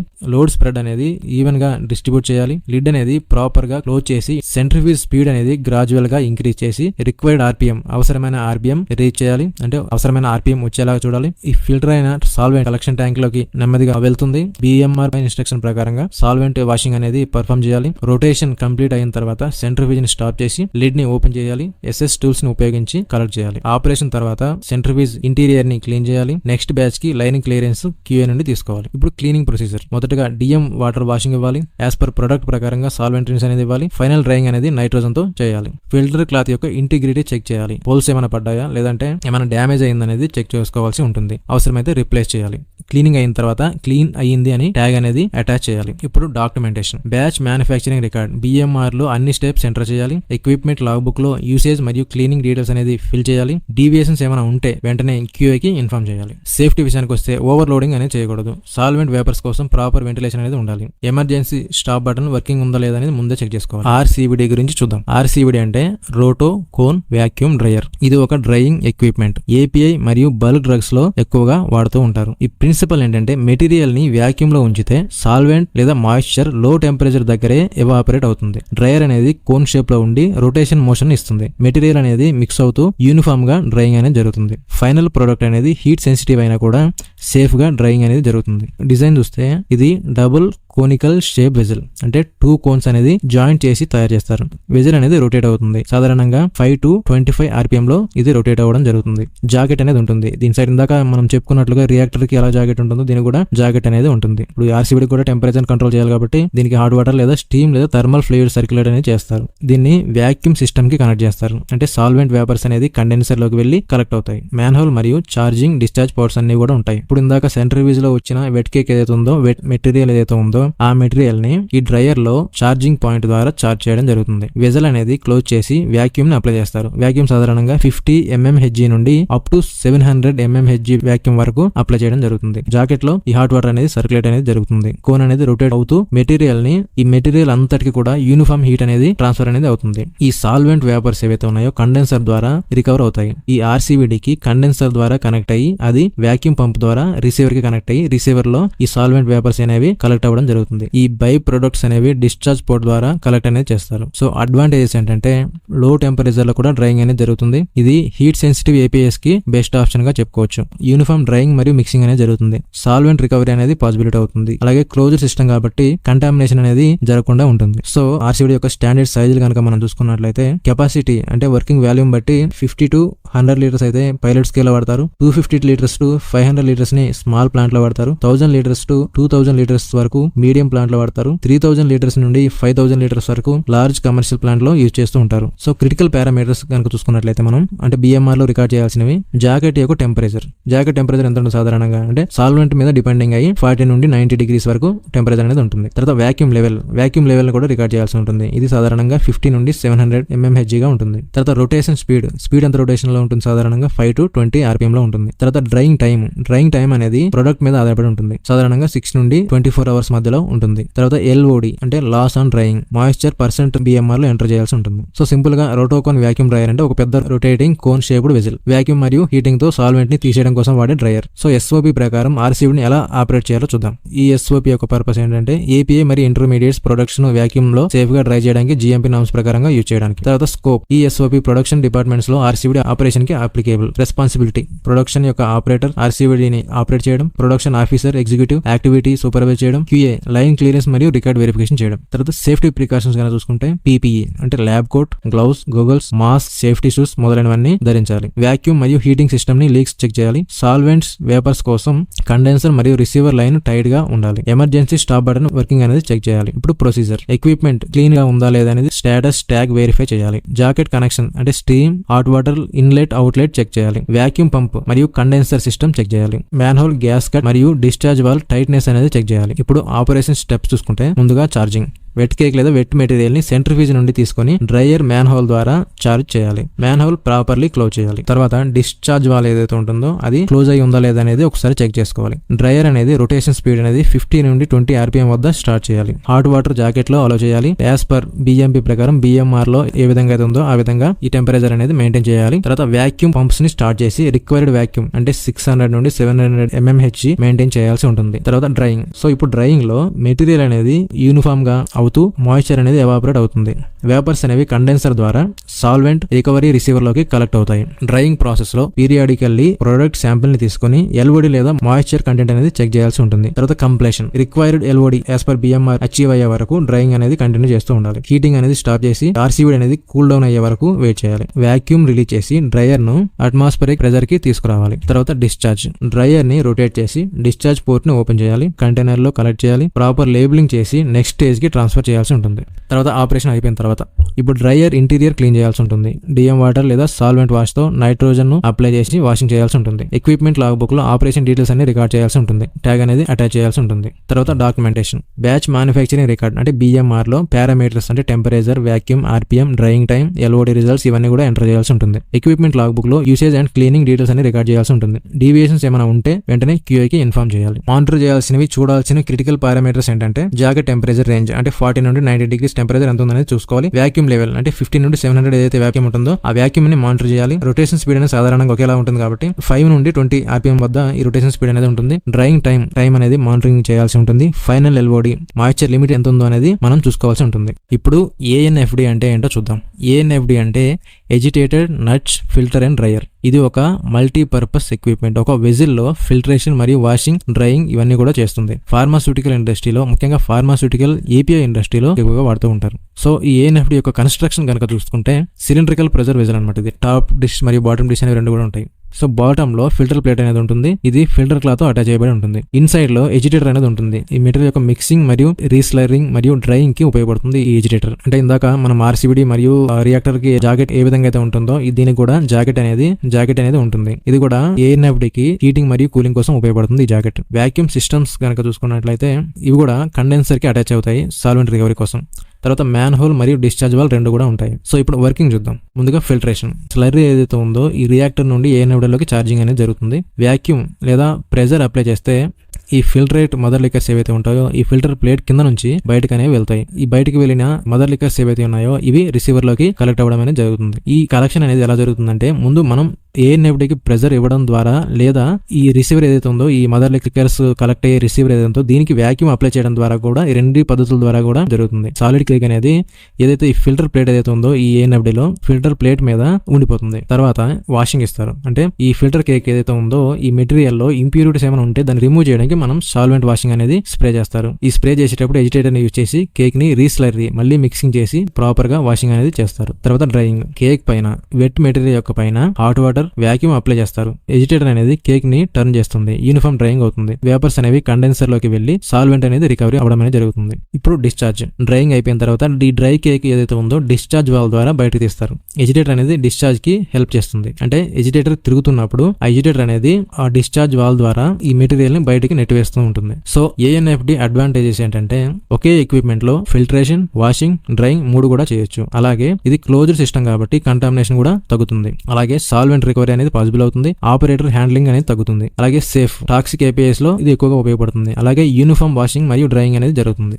ఎందులో ఎక్కువగా ఉపయోగిస్తారంటే API ప్రొడక్షన్ లో, ముఖ్యంగా crude API crystallisation, slurry filtration కోసం, ఇంప్యూరిటీస్ వాష్అవుట్ కోసం, ఫైనల్ API డ్రైయింగ్ కోసం, ప్రమాదకరమైన టాక్సిక్ ప్రొడక్ట్స్ కోసం ఇది క్లోజ్ సిస్టమ్ వాడడం వల్ల ఉపయోగపడుతుంది. సో దీనిలో చూడాల్సిన క్రిటికల్ పారామీటర్స్ ఏంటంటే ఒకటి ప్రెజర్ లేదా వ్యాక్యూమ్ లెవెల్ ని చెక్ చేసుకోవాల్సి ఉంటుంది. ప్రెజర్ అనేది 2 to 6 kgs మధ్యలో ఉంటుంది. వ్యాక్యూమ్ అనేది 700 దాకా ఉంటుంది. జాకెట్ టెంపరేచర్ వచ్చేసి 40 to 90 డిగ్రీ సెంటిగ్రేడ్ లో ఉంటుంది. అంటే ప్రొడక్ట్ మీద ఆధారపడి ఉంటుంది. తర్వాత ఎజిటేటర్ యొక్క స్పీడ్. సాధారణంగా ఎజిటేటర్ స్పీడ్ అనేది 2 to 10 RPM ఉంటుంది. అలాగే స్లోగా తిరగడం ద్వారా ఈ పార్టికల్ బ్రేకేజ్ అనేది అవాయిడ్ అవుతుంది. తర్వాత డ్రైయింగ్ టైం వచ్చేసి బ్యాచ్ మరియు సాల్వెంట్ మీద ఆధారపడి ఉంటుంది. కొన్ని బ్యాచెస్ లో ఎక్కువ డ్రైయింగ్ టైం పట్టొచ్చు, కొన్ని బ్యాచెస్ లో తక్కువ డ్రైయింగ్ టైం అనేది పట్టొచ్చు. అలాగే సాల్వెంట్ మీద కూడా ఆధారపడి ఉంటుంది. సో సింపుల్ గా చెప్పాలంటే ANFD అనేది ఒక వెజిల్. ఇది సాలిడ్ లిక్విడ్ సపరేషన్ కోసం మరియు వాషింగ్ కోసం, డ్రైయింగ్ కోసం యూజ్ చేసే GMP ఎక్విప్మెంట్. సో ఇప్పుడు SOP ప్రకారంగా ANFD ఆపరేషన్ మరియు క్లీనింగ్ గురించి చూద్దాం. So purpose. ANFDని సేఫ్ మరియు కంటామినేషన్ ఫ్రీగా GMP నార్మ్స్ ప్రకారం ఆపరేట్ మరియు క్లీన్ చేయడానికి. స్కోప్ ఏంటంటే ఈ SOP ప్రొడక్షన్ లో వాడే ANFDకి మాత్రమే applicable. Responsibility. Production operator operation మరియు క్లీనింగ్ చేయాలి. ప్రొడక్షన్ ఎగ్జిక్యూటివ్ సూపర్వైజ్ చేసి రికార్డ్స్ ని వెరిఫై చేయాలి. QA లైన్ క్లియరెన్స్ మరియు డాక్యుమెంటేషన్ ని రివ్యూ చేయాలి. తర్వాత సేఫ్టీ ప్రికాషన్స్ చూస్తే PPE, lab coat, goggles, gloves, respiratory mask, safety shoes, helmet మొదలైనవి కంపల్సరీ ధరించాలి. ANFD యొక్క ప్రెజర్ పార్ట్స్ హ్యాండిల్ చేస్తుంటే SOP ఫాలో అవ్వాలి. నైట్రోజన్ లేదా స్టీమ్, సాల్వెంట్ లీకేజెస్ ఏమైనా ఉంటే చెక్ చేయాలి. ఎజిటేటర్ రొటేట్ అవుతున్నప్పుడు మ్యాన్ హోల్ అనేది ఓపెన్ చేయకూడదు. Operation procedure, equipment status tag ముందుగా క్లీన్డ్ గా ఉందా లేదా అని వెరిఫై చేయాలి. ఫిల్టర్ క్లాత్ ఇంటిగ్రిటీ చెక్ చేయాలి. ఆ ఫిల్టర్ క్లాత్ అనేది డ్యామేజ్ లేదా హోల్స్ ఉన్నాయా అని చెక్ చేయాలి. Agitator blades, seals, gasket condition inspect చేయాలి. జాకెట్ యొక్క యూటిలిటీస్, స్టీమ్ లేదా హాట్ వాటర్ లేదా చిల్డ్ వాటర్ అనేది కనెక్షన్స్ వెరిఫై చేయాలి. వ్యాక్యూమ్ పంప్ లేదా కండెన్సర్ లైన్ అనేది లీకేజ్ ఉందా లేదా అని చెక్ చేసుకోవాలి. తర్వాత ఆపరేషన్ స్టెప్స్, రియాక్టర్ నుండి స్లర్రీని ట్రాన్స్ఫర్ చేసి ఏ నెడులోకి చార్జ్ చేయాలి. మ్యాన్ హోల్ ని ప్రాపర్ గా క్లోజ్ చేయాలి. వ్యాక్యూమ్ లేదా ప్రెజర్ ని 2 to 6 kg అప్లై చేసి కేక్ అనేది ఫిల్టర్ ప్లేట్ పైన డిపాజిట్ అవుతుంది. తర్వాత వాషింగ్, వాష్ సాల్వెంట్ ని చార్జ్ చేయాలి. ఎజిటేటర్ ని స్లో ఆర్పిఎం లో రొటేట్ చేసి కేక్ రీస్లర్లీ చేయాలి. ఫిల్టరేషన్ ని రిపీట్ చేయాలి. ఈ వాషింగ్ అనేవి ఎన్ని అవసరం అనేది బిఎంఆర్ లో మెన్షన్ చేయబడతాయి. తర్వాత డ్రైయింగ్, జాకెట్ లో హాట్ వాటర్ లేదా స్టీమ్ సర్క్యులేట్ చేయాలి. వ్యాక్యూమ్ ని అప్లై చేయాలి 500 to 700 మధ్యలో. ఎజిటేటర్ ని లో స్పీడ్ లో రొటేట్ చేయాలి. యూనిఫామ్ డ్రైయింగ్ కోసం పీరియాడికల్లీ శాంపుల్ తీసుకుని మాయిశ్చర్ యొక్క పర్సెంటేజ్ ని చెక్ చేయాలి. తర్వాత ఫైనల్ మాయిశ్చర్ లిమిట్ అచీవ్ అయ్యే వరకు డ్రైయింగ్ అనేది కంటిన్యూ చేయాలి. తర్వాత డిశ్చార్జ్, ప్రొడక్ట్ కూల్ డౌన్ అయ్యాక డిశ్చార్జ్ వాల్వ్ ను ఓపెన్ చేయాలి. అలాగే ఎజిటేటర్ రొటేట్ చేసి డ్రై కేక్ ని బయటకి తీసుకురావాలి. ఎస్ఎస్ కంటైనర్స్ లో కలెక్ట్ చేసి లేబుల్ వేయాలి. సో ఎజిటేటర్ తిప్పడం ద్వారా ఎజిటేటర్స్ రొటేట్ అవుతుంటే ఆ మెటీరియల్ ని ఎజిటేటర్ అనేది స్లోగా మ్యాన్ హోల్ గుండా బయటకి నెట్టివేయబడుతుంది. క్లీనింగ్ ప్రొసీజర్, ప్రోడక్ట్ యొక్క రెసిడ్యూల్స్ ని రిమూవ్ చేయాలి. ఉదాహరణకు స్క్రాపర్ లేదా ఎస్ఎస్ టూల్స్ తో డిశ్చార్జ్ వాల్ మరియు ఫిల్టర్ ప్లేట్ ని వాష్ చేయాలి. తర్వాత మెయిన్ క్లీనింగ్ విషయానికి వస్తే డిఎం వాటర్ తో రిన్స్ చేయాలి. తర్వాత డ్రైన్ చేయాలి. సూటబుల్ సాల్వెంట్ తో వాష్ చేయాలి. అంటే ఆ ప్రొడక్ట్ ఏ సాల్వెంట్ తో సాల్యుబుల్ అవుతుందో ఆ సాల్వెంట్ తో వాషింగ్ అనేది చేయాలి. తర్వాత ఫిల్టర్ క్లాత్ ను క్లీన్ చేయాలి లేదా అవసరమైతే రీప్లేస్ కూడా చేయాలి. Agitator, shaft, vessels, walls jet wash చేయాలి. తర్వాత ఫైనల్ క్లీనింగ్, ఫైనల్ గా డిఎం వాటర్ తో రిన్స్ చేసి నైట్రోజన్ అప్లై చేసి కంప్లీట్ గా డ్రై చేయాలి. మ్యాన్ హోల్ ను ఓపెన్ చేసి క్యూఏ విజువల్ ఇన్స్పెక్షన్ చేయాలి. క్లీన్ స్టేటస్ ట్యాగ్ అటాచ్ చేయాలి. తర్వాత documentation, operating parameters, pressure, vacuum, temperature, RPM, drying time, LOD ఇవన్నీ కూడా బిఎంఆర్ లో మెన్షన్ చేయాలి. యూసేజ్, క్లీనింగ్, మెయింటెనెన్స్ ఇవన్నీ కూడా ఎక్విప్మెంట్ లాగ్ లో ఎంటర్ చేయాలి. క్లీనింగ్ చెక్ లిస్ట్, కంప్లీటెడ్ మరియు సైన్డ్ ఇవన్నీ కూడా ఎంటర్ చేయాల్సి ఉంటుంది. డీవియేషన్స్ ఏమైనా ఉంటే క్యూఏకి ఇన్ఫార్మ్ చేసి డీవియేషన్ ఫామ్ ని రైజ్ చేయాలి. ఇప్పుడు షిఫ్టర్ గురించి చూద్దాం. షిఫ్టర్ అంటే ఒక సపరేషన్ ఎక్విప్మెంట్. పౌడర్ లేదా గ్రాన్యుల్స్ ను యూనిఫామ్ పార్టికల్ సైజ్ కి సపరేట్ చేయడానికి వాడే ఒక ఎక్విప్మెంట్. ఏపీఐ మరియు ఫార్ములేషన్ మరియు ఫుడ్ ఇండస్ట్రీలో ఎక్కువగా వాడే ఎక్విప్మెంట్ ఇది. దీని యొక్క ప్రిన్సిపల్ ఏంటంటే పౌడర్ ను వైబ్రేటింగ్ సీవ్స్ లేదా స్క్రీన్స్ పైకి ఫీడ్ చేస్తే రిక్వైర్డ్ సైజ్ పార్టికల్స్ ఏవైతే ఉంటాయో ఆ పార్టికల్స్ అన్ని మెస్ లో నుంచి పాస్ అవుతాయి. అలాగే ఓవర్ సైజ్ పార్టికల్స్ ఏవైతే ఉంటాయి, పెద్ద పార్టికల్స్ ఏవైతే ఉంటాయి అవి స్క్రీన్ పై రిటైన్ అవుతాయి, అంటే మిగిలిపోతాయి. సో దీని యొక్క కన్స్ట్రక్షన్ ఎలా ఉంటుందంటే cGMP current good manufacturing practices ఆధారంగా ఫార్మా స్టాండర్డ్స్ అనుగుణంగా ఇది డిజైన్ చేయబడి ఉంటుంది. సాధారణంగా ఎస్ఎస్ బాడీ ఉంటుంది. ఇన్సైడ్ వచ్చేసి సర్క్యులర్ సీవ్స్, డెక్స్ మరియు మెష్ స్క్రీన్స్ అనేవి ఫిట్ చేసి ఉంటాయి. వైబ్రేటరీ మోటార్ అనేది కింద వైపున ఉంటుంది. ఈ సీవ్ కి వైబ్రేషన్ ఇస్తుంది. ఇన్లెట్ పోర్ట్ మరియు అవుట్లెట్ పోర్ట్ అనేవి ఉంటాయి. ఇన్లెట్ పోర్ట్ వచ్చేసి పౌడర్ ఛార్జింగ్ కోసం, అవుట్లెట్ పోర్ట్ వచ్చేసి అండర్ సైజ్ అంటే చిన్న సైజ్ ఉన్న ఆ పార్టికల్స్ అనేది కలెక్షన్ చేయడం కోసం ఉపయోగపడతాయి. సో వర్కింగ్ విషయానికి వస్తే పౌడర్ ఫీడ్ ని ఇన్లెట్ ద్వారా ఛార్జ్ చేస్తారు. వైబ్రేటరీ మోటార్స్ ద్వారా స్క్రీన్ వైబ్రేట్ అవుతుంది. అలాగే ఫైన్ లేదా యూనిఫామ్ సైజ్ పౌడర్ మెష్ లో నుంచి పాస్ అయ్యి బాటమ్ కంటైనర్ లో కలెక్ట్ అవుతుంది. ఫారిన్ పార్టికల్స్ మాత్రం ఈ పెద్ద లంప్స్ పార్టికల్స్ మాత్రం పైన ఉండిపోతాయి. షిఫ్టర్ యొక్క మెష్ సైజులు కనుక చూసుకున్నట్లయితే ఈ 10 నెంబర్ మెష్ అనేది 2000 మైక్రాన్స్ దాకా ఉంటుంది. అలాగే 20 నెంబర్ మెష్ వచ్చేసి 850 మైక్రాన్స్ దాకా ఉంటుంది. 40 మెష్ వచ్చేసి 425 మైక్రాన్ దాకా, 60 mesh 250 micron, 80 mesh 180 micron, 100 mesh 150 micron, 200 mesh 75 micron దాకా ఉంటుంది. అంటే 75 మైక్రాన్ అంటే చాలా థిన్ పార్టికల్స్ అనేవి బయటకు వస్తాయి. ఫర్ ఎగ్జాంపుల్ కి ఏపీఐ పౌడర్ ఫైనల్ మిల్లింగ్ తర్వాత 40 లేదా 60 మెష్ తో షిఫ్టర్ ద్వారా యూనిఫామ్ సైజ్ పార్టికల్ ని సీవింగ్ అనేది చేస్తారు. అప్లికేషన్స్ వచ్చేసి సాధారణంగా ఏపీఐ మరియు ఫార్ములేషన్ రెండు ఇండస్ట్రీలో కూడా ఈ షిఫ్టర్ అనేది వాడడం జరుగుతుంది. అడ్వాంటేజెస్ అనేది చూస్తే యూనిఫామ్ పార్టికల్ సైజ్ డిస్ట్రిబ్యూషన్ కోసం, డస్ట్ ఫ్రీ క్లోజింగ్ సిస్టమ్ కోసం, క్లీన్ చేయడానికి ఈజీ మరియు జిఎంపీ కి కంప్లైంట్ అదే విధంగా, అలాగే డిఫరెన్స్ ప్రొడక్ట్స్ కి డిఫరెంట్ సీవ్ ని చేంజ్ చేసుకోవచ్చు, అంటే మెస్లు చేంజ్ చేసుకోవచ్చు. ఎస్ఓపి ప్రకారం ఈ షిఫ్టర్ ని ఎలా ఆపరేషన్ చేయాలో, ఎలా క్లీన్ చేయాలో చూద్దాం. ఈ ఎస్ఓపి యొక్క పర్పస్ ఏంటంటే పౌడర్స్ లేదా గ్రాన్యుల్స్ ని యూనిఫామ్ పార్టికల్ సైజ్ కి సీవ్ చేయడానికి షిఫ్టర్ ని సేఫ్ గా కంటామినేషన్ లేకుండా ఆపరేట్ మరియు క్లీన్ చేయడం. స్కోప్ ఏంటంటే ప్రొడక్షన్ లో వాడే అన్ని షిఫ్టర్లకి applicable. Responsibility production operator operation మరియు క్లీనింగ్ చేయాలి. ప్రొడక్షన్ ఆఫీసర్ లేదా ఎగ్జిక్యూటివ్ సూపర్వైజ్ చేసి రికార్డ్స్ ని వెరిఫై చేయాలి. క్యూఏ లైన్ క్లియరెన్స్ మరియు డాక్యుమెంటేషన్ ని రివ్యూ చేయాలి. తర్వాత సేఫ్టీ ప్రికాషన్స్ కనుక చూసుకుంటే పీపీఈ పర్సనల్ ప్రొటెక్టివ్ ఎక్విప్మెంట్, ఇది lab coat, mask, gloves, goggles, safety shoes ఇవన్నీ కంపల్సరీ. ఈ సీవ్ మెష్ అనేది డ్యామేజ్ అవ్వకుండా అవాయిడ్ చేయాలి. షార్ప్ టూల్స్ కనుక వాడితే ఈ మెష్ అనేది డ్యామేజ్ అవుతుంది. ఎర్తింగ్ లేదా గ్రౌండింగ్ ప్రాపర్ లా చెక్ చేయాలి, ఎందుకంటే స్టాటిక్ ఛార్జ్ ని అవాయిడ్ చేయడానికి. తర్వాత ఆపరేషన్ ప్రొసీజర్ విషయానికి వస్తే ఎక్విప్మెంట్ క్లీన్ గా ఉందా లేదా అనేది స్టేటస్ ట్యాగ్ ఉందా లేదా చెక్ చేయాలి. రిక్వైర్డ్ మెష్ నెంబర్ మనకి ఏ మెష్ అయితే అవసరం ఉంటుందో ఆ మెష్ నెంబర్ ని BMR లో ఇన్స్ట్రక్షన్ ప్రకారంగా ఫిట్ చేయాలి. మెష్ ఇంటిగ్రిటీ చెక్ చేయాలి, అంటే మెష్ కి ఏమైనా హోల్స్ కానీ టీయర్స్ కానీ ఉన్నాయో లేవని వెరిఫై చేసుకోవాలి. తర్వాత gas cuts, clamps, covers properly fix చేయాలి. డస్ట్ ఎక్స్ట్రాక్షన్ లేదా క్లోజ్డ్ సిస్టమ్ కనెక్షన్ ని చెక్ చేసుకోవాలి. ఆపరేషన్ చేసే ముందు QA నుండి లైన్ క్లియరెన్స్ తీసుకోవాలి. షిఫ్టర్ యొక్క లిడ్ ని క్లోజ్ చేసి మెషిన్ స్విచ్ ఆన్ చేయాలి. మెటీరియల్ ఇన్లెట్ ద్వారా చార్జ్ చేయాలి. వైబ్రేషన్ స్టార్ట్ అవుతుంది. పౌడర్ అనేది మెష్ లో నుంచి పాస్ అవుతుంది. అండర్ సైజ్ మెటీరియల్ అనేది బాటమ్ కంటైనర్ లో కనెక్ట్ అవుతుంది. ఓవర్ సైజ్ మెటీరియల్ అనేది ఈ లంప్స్ లాంటివి సపరేట్ గా కంటైనర్ పైన కలెక్ట్ అవుతాయి. రిక్వైర్డ్ క్వాంటిటీ కంప్లీట్ అయ్యే వరకు కంటిన్యూ చేయాలి. మెషిన్ ఆఫ్ చేసి డిశ్చార్జ్ కంప్లీట్ అయ్యాక కంటైనర్స్ ని క్లోజ్ చేయాలి. సో ఇప్పుడు క్లీనింగ్ విషయానికి వస్తే క్లీనింగ్ ముందు మెషిన్ ని స్టాప్ చేయాలి. తర్వాత ఎలక్ట్రికల్ కనెక్షన్స్ ని ఆఫ్ చేయాలి. తర్వాత పౌడర్స్ ని రెసిడ్యూల్స్ ఏముంటాయి SS స్కూప్ గానీ వాక్యూమ్ ద్వారా రిమూవ్ చేయాలి. తర్వాత మెయిన్ క్లీనింగ్ విషయానికి వచ్చేసరికి ఆల్ డిటాచబుల్ పార్ట్స్ అంటే సీవ్, కవర్, గ్యాస్ కట్స్ ఇవన్నీ డిస్మాంటిల్ చేయాలి. మెష్ ను నెమ్మదిగా సాఫ్ట్ నైలాన్ బ్రష్ తో క్లీన్ చేయాలి. DM వాటర్ లేదా సూటబుల్ సాల్వెంట్ తో వాష్ చేయాలి. ప్రొడక్ట్ యొక్క నేచర్ పై ఆధారపడి ఉంటుంది. ఈ పార్ట్స్ పూర్తి డ్రై అయ్యే వరకు ఎయిర్ డ్రై లేదా నైట్రోజన్ తో డ్రై చేయాలి. తర్వాత క్లీనింగ్ తర్వాత మెష్ యొక్క ఇంటిగ్రిటీని చెక్ చేసి ఇంటాక్ట్ గా ఉందా లేదని చెక్ చేసుకోవాలి. అన్ని పార్ట్స్ అసెంబ్ల్ చేసిన తర్వాత QA కి షో చేయాలి. ఎక్విప్మెంట్ స్టేటస్ ట్యాగ్ అనేది క్లీన్డ్ అని ఫిక్స్ చేయాలి. తర్వాత డాక్యుమెంటేషన్, షిఫ్టర్ స్టార్టింగ్ టైం మరియు ending time, mesh number, batch, quantity record చేయాలి. ఎక్విప్మెంట్ లాగ్ బుక్ లో యూసేజ్ మరియు క్లీనింగ్ డీటెయిల్స్ అన్ని ఎంటర్ చేయాలి. క్లీనింగ్ చెక్ లిస్ట్ అనేది ఆపరేటర్ మరియు సూపర్వైజర్ సైన్ చేయాలి. డీవియేషన్స్ ఏమైనా ఉంటే డీవియేషన్ ఫామ్ ని రేజ్ చేసి QA కి ఇన్ఫార్మ్ చేయాలి. సో ఇప్పుడు మిల్లర్ గురించి చూద్దాం. ఇది ఫార్మాస్యూటికల్, API మరియు ఫార్ములేషన్ ఇండస్ట్రీలో చాలా ఎక్కువగా వాడే మిల్లింగ్ ఎక్విప్మెంట్. కోనికల్ మిల్ గురించి చూద్దాం. వర్కింగ్ ప్రిన్సిపల్ వచ్చేసరికి మెటీరియల్ అనేది API లేదా గ్రానుల్స్ ఏదైనా సరే హోపర్ నుండి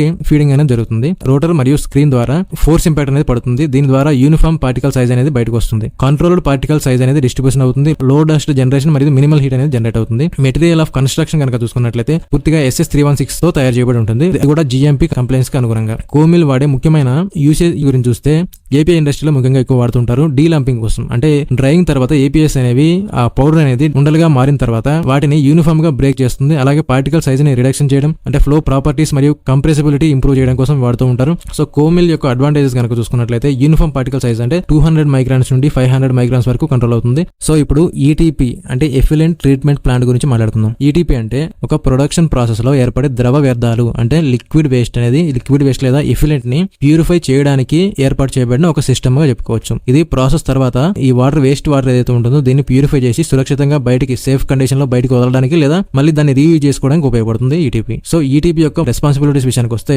ఎఫ్లూయెంట్ అంటే కెమికల్ కంటామినేటెడ్ వాటర్ ఏదైతే ఉంటుందో దాన్ని ప్యూరిఫై చేయడం, తర్వాత pH, BOD, COD, TDS లను తగ్గించడం, CPCB, SPCB ఇచ్చే నామ్స్ అనుగుణంగా ఉండే డిశ్చార్జ్ చేయడం, తర్వాత ట్రీటెడ్ వాటర్ ఏదైతే ఉంటుందో రీసైకిల్ చేయడం లేదా జీరో డిశ్చార్జ్ చేయడం లాంటివి ETP ముఖ్య రెస్పాన్సిబిలిటీ చెప్పుకోవచ్చు.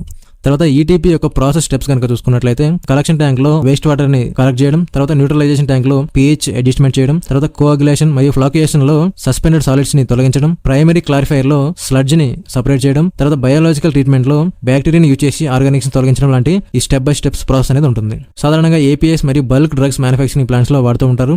ఎక్కడైతే ఏ ప్లాంట్స్ లో హెవీగా వాటర్ యూసేజ్ ఉంటుందో, హెవీగా సాల్వెంట్స్ మరియు యాసిడ్స్ ఎక్కువగా వాడుతూ ఉంటారో అలాంటి ప్లాంట్స్ లో ETP అనేది అవసరం ఉంటుంది. ఈ ప్లాంట్స్ కి పొల్యూషన్ కంట్రోల్ బోర్డ్ అప్రూవల్ అనేది ఉండాలి. సో ఇక్కడ ETP టాపిక్ వచ్చింది కాబట్టి కొన్ని ఏరియాస్ లో కంపెనీ బయట పొలాల్లో, సాధారణంగా పొలాల్లో, చెరువుల్లోకి కెమికల్ వాటర్ చేరి పంటలు పాడవుతున్నాయని వార్తలు చూస్తూ ఉన్నాం. అలా ఎందుకు జరుగుతుందో చూద్దాం. API మ్యానుఫ్యాక్చరింగ్ కంపెనీస్ పక్కన ఉన్న పొలాల్లోకి గానీ చెరువుల్లోకి గానీ ఈ కెమికల్ వాటర్ అనేది వెళ్లే అవకాశం అనేది ఉంటుంది.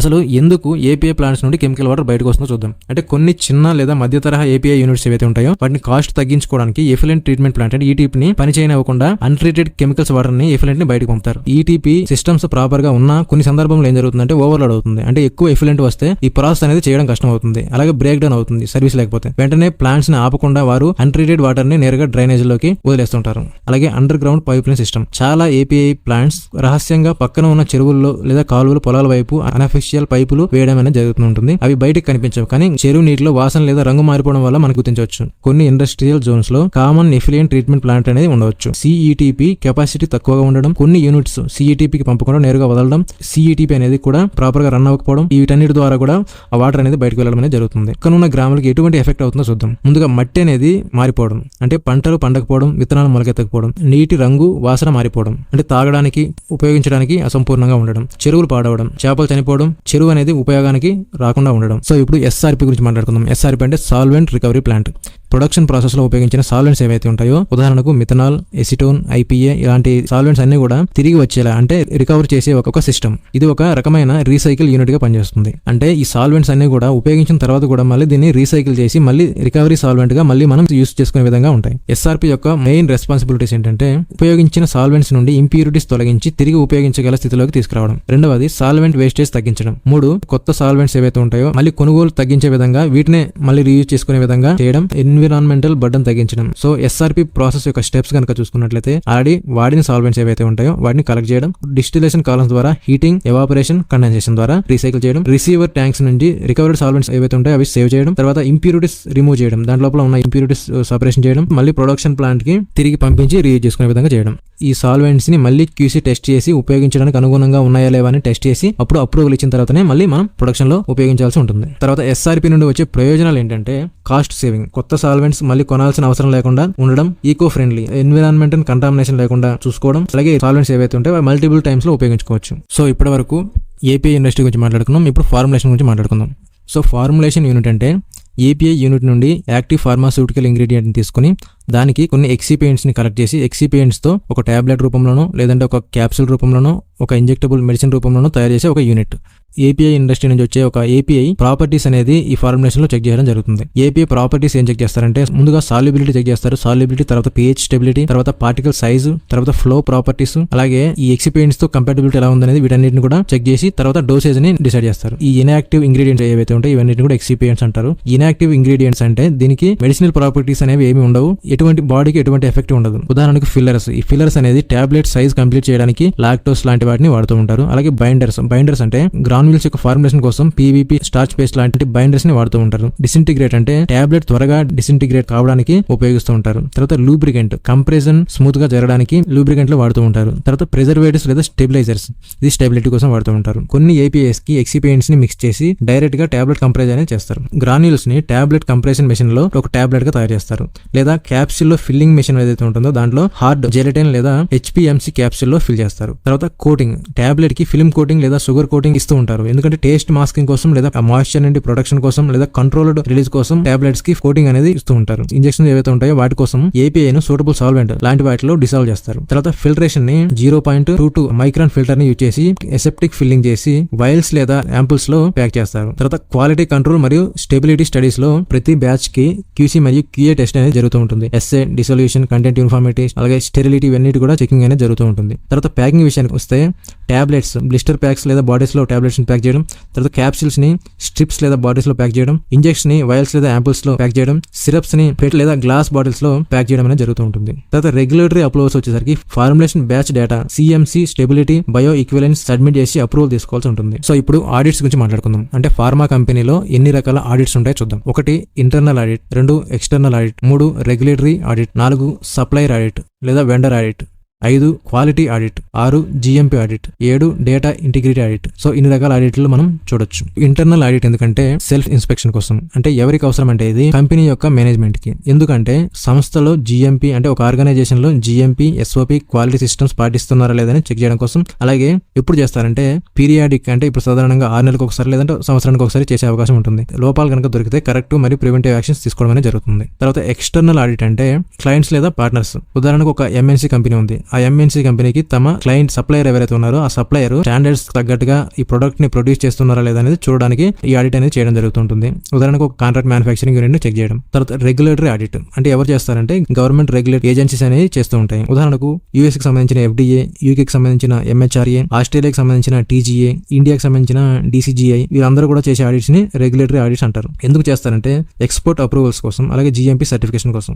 ఇది చాలా స్ట్రిక్ట్ మరియు ఫెయిల్యూర్ అయితే సంస్థ పరపతి అనేది దెబ్బతినే అవకాశం ఉంటుంది. తర్వాత సప్లయర్ లేదా వెండర్ ఆడిట్. ఇది ఎవరు చేస్తారంటే ఫార్మా కంపెనీ ఏదైతే ఉందో తమ రా మెటీరియల్ సప్లయర్స్ ఎవరైతే ఉందో వాళ్ళకి సంబంధించిన ఆడిట్. ఎందుకు చేస్తారంటే ఏపీఐ గానీ, ఎక్సిపియంట్స్ గానీ, ప్యాకింగ్ మెటీరియల్స్ గానీ సరైన స్టాండర్డ్స్ లో ఉన్నాయా లేవని చూసేందుకు. ఎందుకంటే పూర్ రా మెటీరియల్ వాడితే కనుక అన్సేఫ్ మెడిసిన్స్ వచ్చే అవకాశం ఉంటుంది కాబట్టి. క్వాలిటీ ఆడిట్ అంటే ఇంటర్నల్ లేదా ఎక్స్టర్నల్, కానీ ఫోకస్ మొత్తం క్వాలిటీ సిస్టమ్స్ మీద ఉంటుంది. ఏం చెక్ చేస్తారంటే 1 SOPs, 2 batch manufacturing records, 3 deviations, 4 change controls, 5 stability studies, 6 వాలిడేషన్స్. ఇవన్నీ కూడా క్వాలిటీ ఆడిట్ లో చెక్ చేస్తూ ఉంటారు. తర్వాత జిఎంపీ ఆడిట్. జిఎంపీ అంటే గుడ్ మ్యానుఫ్యాక్చరింగ్ ప్రాక్టీసెస్. ఎందుకు చేస్తారంటే ప్రొడక్షన్ ప్రాసెస్ లో జిఎంపీ యొక్క స్టాండర్డ్స్ ప్రకారం నడుస్తుందా అన్నదాన్ని నిర్ధారించడానికి చేస్తూ ఉంటారు. ఇది రెగ్యులేటరీ ఆడిట్ లో భాగంగా కూడా ఉంటుంది లేదా ప్రత్యేకంగా కూడా చేయొచ్చు. తర్వాత డేటా ఇంటిగ్రిటీ ఆడిట్. ఇది ఎందుకంటే records, lab data, electronic data అలాగే ట్యాంపరింగ్ లేని విధంగా ఉన్నాయా అని చూసేందుకు. ఫార్మాలో డేటా ఇంటిగ్రిటీ అనేది చాలా కీలకం. WHO, వరల్డ్ హెల్త్ ఆర్గనైజేషన్ మరియు FDA కూడా దీన్ని పెద్దగా చూస్తాయి. సో ఇప్పుడు డిపార్ట్మెంట్స్ గురించి మాట్లాడుకుందాం.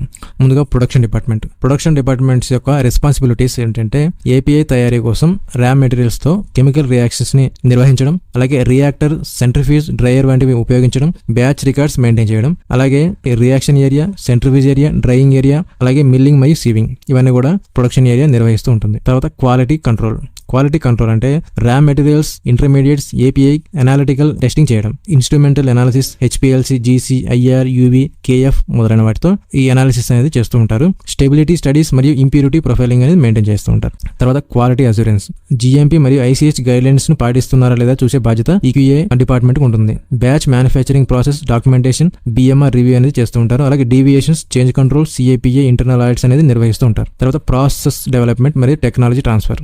ఈ డిపార్ట్మెంట్ వచ్చేసి ల్యాబ్ లెవెల్ ప్రాసెస్ ని ప్లాంట్ లెవెల్ కి స్కేల్ అప్ చేయడం ఈ డిపార్ట్మెంట్ యొక్క బాధ్యత. అంటే efficient, cost effective process development. R&D నుండి ప్రొడక్షన్ కు టెక్నాలజీ ట్రాన్స్ఫర్ చేయడం. తర్వాత R&D, research and development.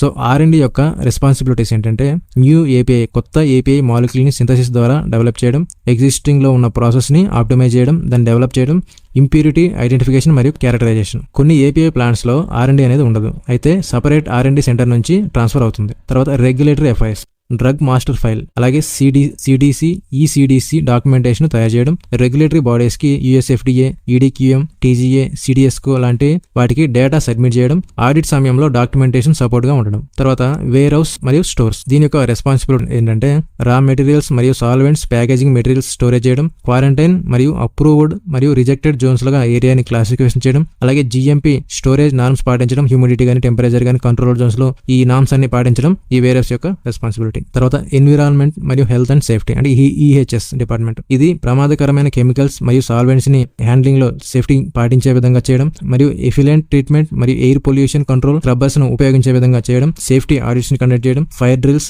MSDS training ఇవన్నిటిని కూడా డిపార్ట్మెంట్ అనేది చేస్తూ ఉంటుంది. ముఖ్యంగా ఏపీఐ ప్లాంట్ లో సాల్వెంట్స్, యాసిడ్స్, బేసెస్ ఎక్కువగా వాడతారు కాబట్టి EHS అనేది చాలా కీలకం. తర్వాత maintenance department, equipment installation, calibration, preventive maintenance, utility management, boilers, chillers, AHUs, water systems మరియు బ్రేక్ డౌన్ మెయింటెనెన్స్ ఇవన్నీ కూడా ఇంజనీరింగ్ డిపార్ట్మెంట్ అనేది చూసుకుంటుంటుంది. తర్వాత హ్యూమన్ రిసోర్సెస్, ఎంప్లాయీ యొక్క రిక్రూట్మెంట్ మరియు ట్రైనింగ్, అలాగే EHS మరియు GMP ట్రైనింగ్ కోఆర్డినేషన్, అలాగే పేరోల్, అటెండెన్స్, స్టాట్యుటరీ కంప్లైంట్స్ ఇవన్నీ కూడా HR డిపార్ట్మెంట్ అనేది చూసుకుంటుంది. ఫైనాన్స్ అండ్ అకౌంట్స్ విషయానికి వస్తే బడ్జెటింగ్ మరియు కాస్టింగ్, ఇప్పుడు వెండర్స్ కి పేమెంట్స్ చేయడం, ట్యాక్స్ రెగ్యులేషన్స్ కి కంప్లైంట్స్ అయ్యే విధంగా చూడడం. తర్వాత ఫార్ములేషన్ మరియు డెవలప్మెంట్. ఈ డిపార్ట్మెంట్ యొక్క రెస్పాన్సిబిలిటీ ఏంటంటే ఇప్పుడు రా మెటీరియల్స్ ఏవైతే ఉంటాయో రా మెటీరియల్స్ ప్లస్ ఎక్సిపియంట్స్ కాంబినేషన్ తో ఒక కొత్త డోసేజ్ ఫార్మ్ డెవలప్ చేయడం, tablet weight, hardness, disintegration, time optimise చేయడం లాంటివి ఈ ఫార్ములేషన్ మరియు డెవలప్మెంట్ యొక్క రెస్పాన్సిబిలిటీస్. Information technology, IT. ఇది ERP సిస్టమ్స్ అంటే SAP, Oracle నిర్వహించడం, అలాగే డేటా ఇంటిగ్రిటీ, సైబర్ సెక్యూరిటీ చూస్తారు, ఇన్స్ట్రుమెంట్ క్యాలిబ్రేషన్ మరియు డిజిటల్ డేటా బ్యాకప్ ని ఈ IT డిపార్ట్మెంట్ చూసుకుంటుంది. తర్వాత మెడికల్ అఫైర్స్ అంటే క్లినికల్ ట్రయల్స్ డేటా ఇంటర్ప్రెట్ చేయడం, డాక్టర్స్ తో టెక్నికల్ డిస్కషన్ల కోసం సైంటిఫిక్ కంటెంట్ తయారు చేయడం, అలాగే ఫార్మాకోవిజిలెన్స్ సపోర్ట్ ఇవన్నీ కూడా మెడికల్ అఫైర్స్ డిపార్ట్మెంట్ చూసుకుంటుంది. తర్వాత సేల్స్ మరియు మార్కెటింగ్ అంటే ప్రొడక్ట్స్ ని డాక్టర్లకు, హాస్పిటల్స్ కి, డిస్ట్రిబ్యూటర్స్ కి ప్రమోట్ చేయడం, అలాగే brand strategy, promotions, field force ని మేనేజ్ చేయడం. తర్వాత లీగల్ కంప్లైంట్స్. ఈ డిపార్ట్మెంట్ యొక్క రెస్పాన్సిబిలిటీ ఏంటంటే regulatory bodies licence, contract manage చేయడం, అలాగే intellectual properties rights, IPR patents చూసుకోవడం. తర్వాత ఫార్మా కోవిజిలెన్స్, మందు వాడిన తర్వాత అడ్వర్స్ డ్రగ్ రియాక్షన్స్ రిపోర్ట్ చేయడం, మార్కెట్ లో ఉండే ప్రొడక్ట్స్ ఏవైతే ఉన్నాయో సేఫ్టీ మానిటరింగ్ చేయడం, ఇవన్నీ కూడా ఫార్మా కోవిజిలెన్స్ అనేది చూసుకుంటూ ఉంటుంది. ఇప్పుడు రికవరీ బ్యాచెస్ అంటే ఏంటో తెలుసుకుందాం. రికవరీ బ్యాచెస్ అంటే MLs నుండి సాల్వెంట్ కాన్సన్ట్రేట్ చేసి క్రిస్టలైజేషన్ రికవరీ చేసి అసలైన ఏపీఐ తిరిగి పొందడం. ఇది వేస్ట్ ఆదా చేయడానికి మరియు ఈల్డ్ పెంచడానికి ఉపయోగపడుతుంది. ప్రతి pharma API company MLs recovery చేస్తుందా అంటే అన్ని కంపెనీలు తప్పనిసరిగా చేయవు, కానీ ఈల్డ్ ఇంప్రూవ్ చేయడం కోసం, కాస్ట్ రిడ్యూస్ చేసుకోవడం కోసం చాలా కంపెనీలు చేస్తారు. ఎక్కడ రికవరీ చేయాలో, ఎక్కడ వదిలేయాలనేది కంపెనీ పాలసీ మరియు రెగ్యులేటరీ ఎక్స్పెక్టేషన్స్ మరియు ఏపీఐ నేచర్ మీద ఆధారపడి ఉంటుంది. ఇక్కడ ఎక్కువ రికవరీ చేస్తారంటే బల్క్ డ్రగ్స్ ఏవైతే ఉంటాయో, లో కాస్ట్ APIs, యాంటీబయాటిక్స్, విటమిన్స్ లాంటి మార్జిన్స్ తక్కువ కాబట్టి రికవరీ చేయడం జరుగుతుంది. మదర్ లిక్కర్స్ అనేవి అన్క్రిస్టలైజ్డ్ APIs ఉండే అవకాశం ఎక్కువ కాబట్టి అందుకే రీసైకిల్ అనేది చేస్తూ ఉంటారు. హై వాల్యూ రెగ్యులేటెడ్ మార్కెట్స్ అంటే ఇప్పుడు యూఎస్ FDA, EMA కి వెళ్లే ప్రొడక్ట్స్ ఏవైతే ఉంటాయో ఇక్కడ రికవరీ ప్రాసెస్ అనేది వ్యాలిడేటెడ్ గా, డాక్యుమెంటెడ్ గా, లిమిటెడ్ గా ఉంటుంది. ఈ రికవర్డ్ మెటీరియల్ ను వేరుగా ఐడెంటిఫై చేసి మీ QA అప్రూవల్ తో చేస్తారు. అలాగే కాంప్లెక్స్ మాలిక్యూల్ ఏవైతే ఉంటాయో బయోలాజిక్స్ లాంటి వాటిలో రికవరీ అనేది చాలా రిస్కీ, ఎక్కువగా అవాయిడ్ చేస్తూ ఉంటారు. అలాగే ఆంకాలజీ, హార్మోన్స్, స్టెరాయిడ్స్ లాంటి వాటిలో ఇంప్యూరిటీస్ రిస్క్ ఎక్కువ కాబట్టి కంపెనీస్ స్ట్రిక్ట్ గా ఉంటాయి. ఇప్పుడు suppose Indian bulk drug companies ఏవైతే ఉంటాయో డొమెస్టిక్ మార్కెట్ సప్లై ఎక్కువగా రికవరీ బ్యాచెస్ అనేది చేస్తారు. యూఎస్ FDA రెగ్యులేటరీ సైట్స్ ఏవైతే ఉంటాయో రికవరీ కంట్రోల్డ్ వ్యాలిడేటెడ్ ప్రాసెస్ ద్వారా మాత్రమే చేస్తారు. రిపీటెడ్ సైకిల్ ని లిమిట్ చేస్తారు. ఎగ్జాంపుల్ 1 or 2 సైకిల్స్ మాత్రమే. అంటే చాలా ప్లాంట్స్ లో రికవరీ అనేది కామన్ ప్రాక్టీస్. డిఫరెన్స్ ఏంటంటే లోకల్ డొమెస్టిక్ మార్కెట్ లో ఎక్కువగా చేస్తారు. రెగ్యులేటెడ్ మరియు ఎక్స్పోర్ట్ మార్కెట్ లో చేస్తారు కానీ చాలా స్ట్రిక్ట్ కంట్రోల్ డాక్యుమెంటేషన్ లో మాత్రమే చేస్తారు. ఫార్మాలో కొన్ని పదాల గురించి తెలుసుకుందాం. ఆల్కోవా అనేది డేటా ఇంటిగ్రిటీ ప్రిన్సిపల్ కోసం వాడే ఒక షార్ట్ ఫామ్. మీనింగ్ ఏంటంటే A అంటే అట్రిబ్యూటబుల్, L అంటే లెజిబుల్, C అంటే కాంటెంపరరీస్, O అంటే ఒరిజినల్, A అంటే యాక్యురేట్. ఈ ఆల్కోవా ఎందుకంటే ఫార్మా డేటా ల్యాబ్ రిజల్ట్స్ కానీ, బ్యాచ్ రిజల్ట్స్ కానీ, లాగ్ బుక్స్ కానీ ట్యాంపర్ అవ్వకుండా నిజమైనవిగా ఒక ట్రూగా ట్రేసబుల్ గా ఉండాలనేది ఉద్దేశం. ఎగ్జాంపుల్ కి A అంటే అట్రిబ్యూటబుల్ అంటే ఎవరు డేటా ఎంటర్ చేశారో ట్రేస్ అవ్వాలి, అంటే సిగ్నేచర్ మరియు లాగిన్ ఐడితో పాటు. అలాగే లెజిబుల్ అంటే స్పష్టంగా చదవగలిగేలా ఉండాలి. తర్వాత కాంటెంపరరీస్ అంటే డేటా అదే సమయంలో రికార్డ్ చేయాలి, తర్వాత కాదు. తర్వాత ఒరిజినల్ అంటే ఫస్ట్ రికార్డు జెన్యూన్ గా సేవ్ చేయాలి. తర్వాత యాక్యురేట్ అంటే తప్పులు లేకుండా నిజమైన వాల్యూస్ అనేది ఉండాలి. ఇప్పుడు ఆల్కోవాతో పాటు ఆల్కోవా ప్లస్ అనేది కాన్సెప్ట్ కూడా ఉంది. ఆల్కోవా ప్లస్ అంటే ఏంటంటే కంప్లీట్, కన్సిస్టెంట్, ఎండ్యూరింగ్, అవైలబుల్ అని కూడా వస్తాయి. తర్వాత GMP అంటే ఏంటి? GMP అంటే గుడ్ మ్యానుఫ్యాక్చరింగ్ ప్రాక్టీసెస్. అంటే GMP అనేది వరల్డ్ హెల్త్ ఆర్గనైజేషన్, అలాగే US FDA, EQGMP లాంటి గైడ్ లైన్స్. దీని ఉద్దేశం ఏంటంటే పేషెంట్ యొక్క సేఫ్టీ మరియు కన్సిస్టెంట్ ప్రొడక్ట్ క్వాలిటీని అందించడం. వీటిల్లో ఈ GMP గైడ్ లైన్స్ ఏమేమి ఉంటాయంటే ఫెసిలిటీ డిజైన్ అంటే క్లీన్ రూమ్స్ కానీ, HVAC సిస్టమ్ కానీ ఇవన్నీ GMP స్టాండర్డ్స్ అనుగుణంగా ఉండాలి. అలాగే SOP స్టాండర్డ్ ఆపరేటింగ్ ప్రొసీజర్స్, అలాగే ఎక్విప్మెంట్ క్లీనింగ్ మరియు maintenance, batch manufacturing records, employees యొక్క training, deviations, change control, CAPI ఇవన్నీ కూడా GMP రెగ్యులేషన్స్ కింద GMP స్టాండర్డ్స్ అనుగుణంగా ఉంటాయి. GMP లేకుండా ఫార్మా కంపెనీ అనేది పనిచేయలేదు. తర్వాత చేంజ్ కంట్రోల్. ఫార్మాలో చిన్న equipment modification, process parameter change, new vendor material వాడడం ఇవన్నీ డైరెక్ట్లీ ప్రొడక్ట్ మీద ఎఫెక్ట్ చూపించవచ్చు. అందుకే ప్రతి చేంజ్ కి చేంజ్ కంట్రోల్ సిస్టమ్ లో డాక్యుమెంట్ చేసి క్వాలిటీ అష్యూరెన్స్ QA టీమ్ నుండి అప్రూవల్ తీసుకుంటారు. ఫర్ ఎగ్జాంపుల్ ఒక రియాక్టర్ గ్యాస్కెట్ మెటీరియల్ మార్చాలనుకున్నప్పుడు చేంజ్ కంట్రోల్ లో రైజ్ చేయాలి. ఒక SOP లో స్టెప్ యాడ్ చేసిన QA నుండి అప్రూవల్ తీసుకోవాలి.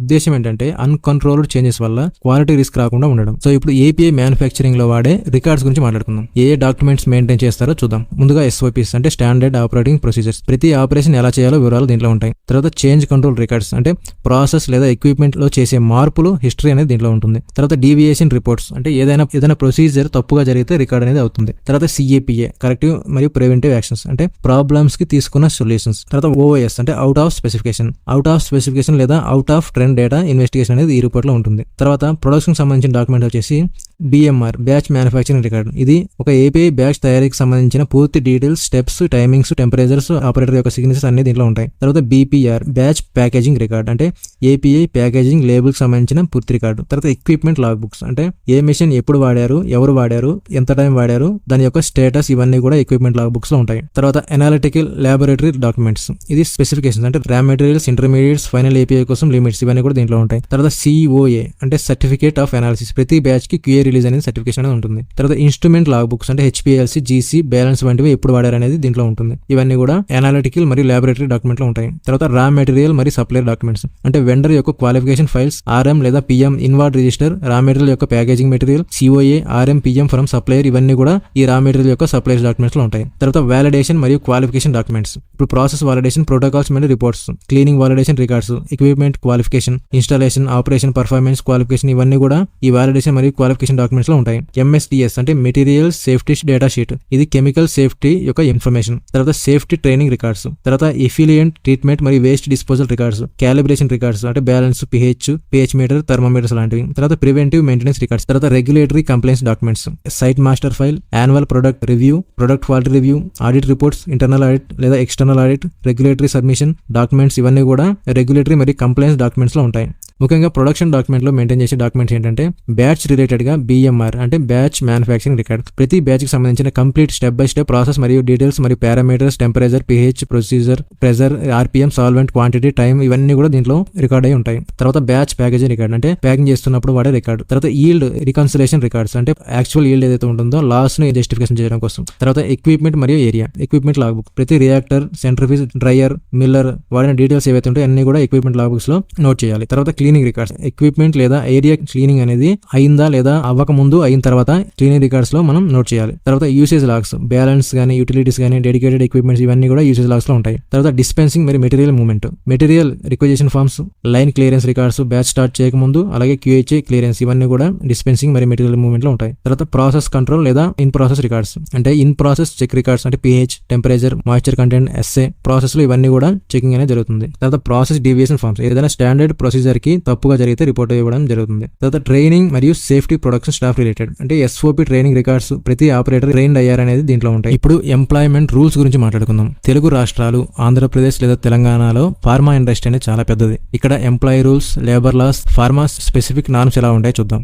ఫార్మా ఇండస్ట్రీ కూడా ఫ్యాక్టరీస్ యాక్ట్ 1947 మరియు స్టేట్ ఫ్యాక్టరీ రూల్స్ కింద వర్తిస్తుంది. అందువల్ల వర్కింగ్ అవర్స్ అనేవి రోజుకు 8 గంటలు, వారానికి 48 గంటలు ఉండాలి. అలాగే ఓవర్ టైం 8 గంటల కన్నా ఎక్కువ అయితే డబుల్ వేజెస్ అనేది ఇవ్వాలి, అంటే డబుల్ శాలరీ ఇవ్వాలి. ఒక్క రోజు కంపల్సరీ హాలిడే అనేది ఉండాలి, సండే లేదా మరొక రోజు. లీవ్స్ అనేవి ELs, CL కంపెనీ పాలసీ మరియు స్టేట్ లాస్ ఆధారంగా ఉంటాయి. ఫార్మా స్పెసిఫిక్ నార్మ్స్ ప్రకారంగా GMP మరియు CGMP కంప్లైంట్స్ కి ఆధారంగా ఎంప్లాయీస్ కి proper governing, PPE, hygiene training మ్యాండేటరీగా ఇవ్వాలి. ఎంట్రీ మరియు exit rules, change rooms, air showers, hand wash ఇవన్నీ కూడా ఒక ప్రాపర్ వేలో ఉండాలి. అలాగే ఫుడ్ గానీ, టొబాకో గానీ, మొబైల్ ఫోన్స్ అనేవి ప్రొడక్షన్ ఏరియాలో నిషేధం. అలాగే EHS విషయానికి వస్తే, ఎన్విరాన్మెంట్ మరియు హెల్త్ అండ్ సేఫ్టీ విషయానికి వస్తే PPE helmet, apron, gloves, goggles, safety shoes అనేవి mandatory. Fire drills, emergency response training అనేది ఇవ్వాల్సి ఉంటుంది.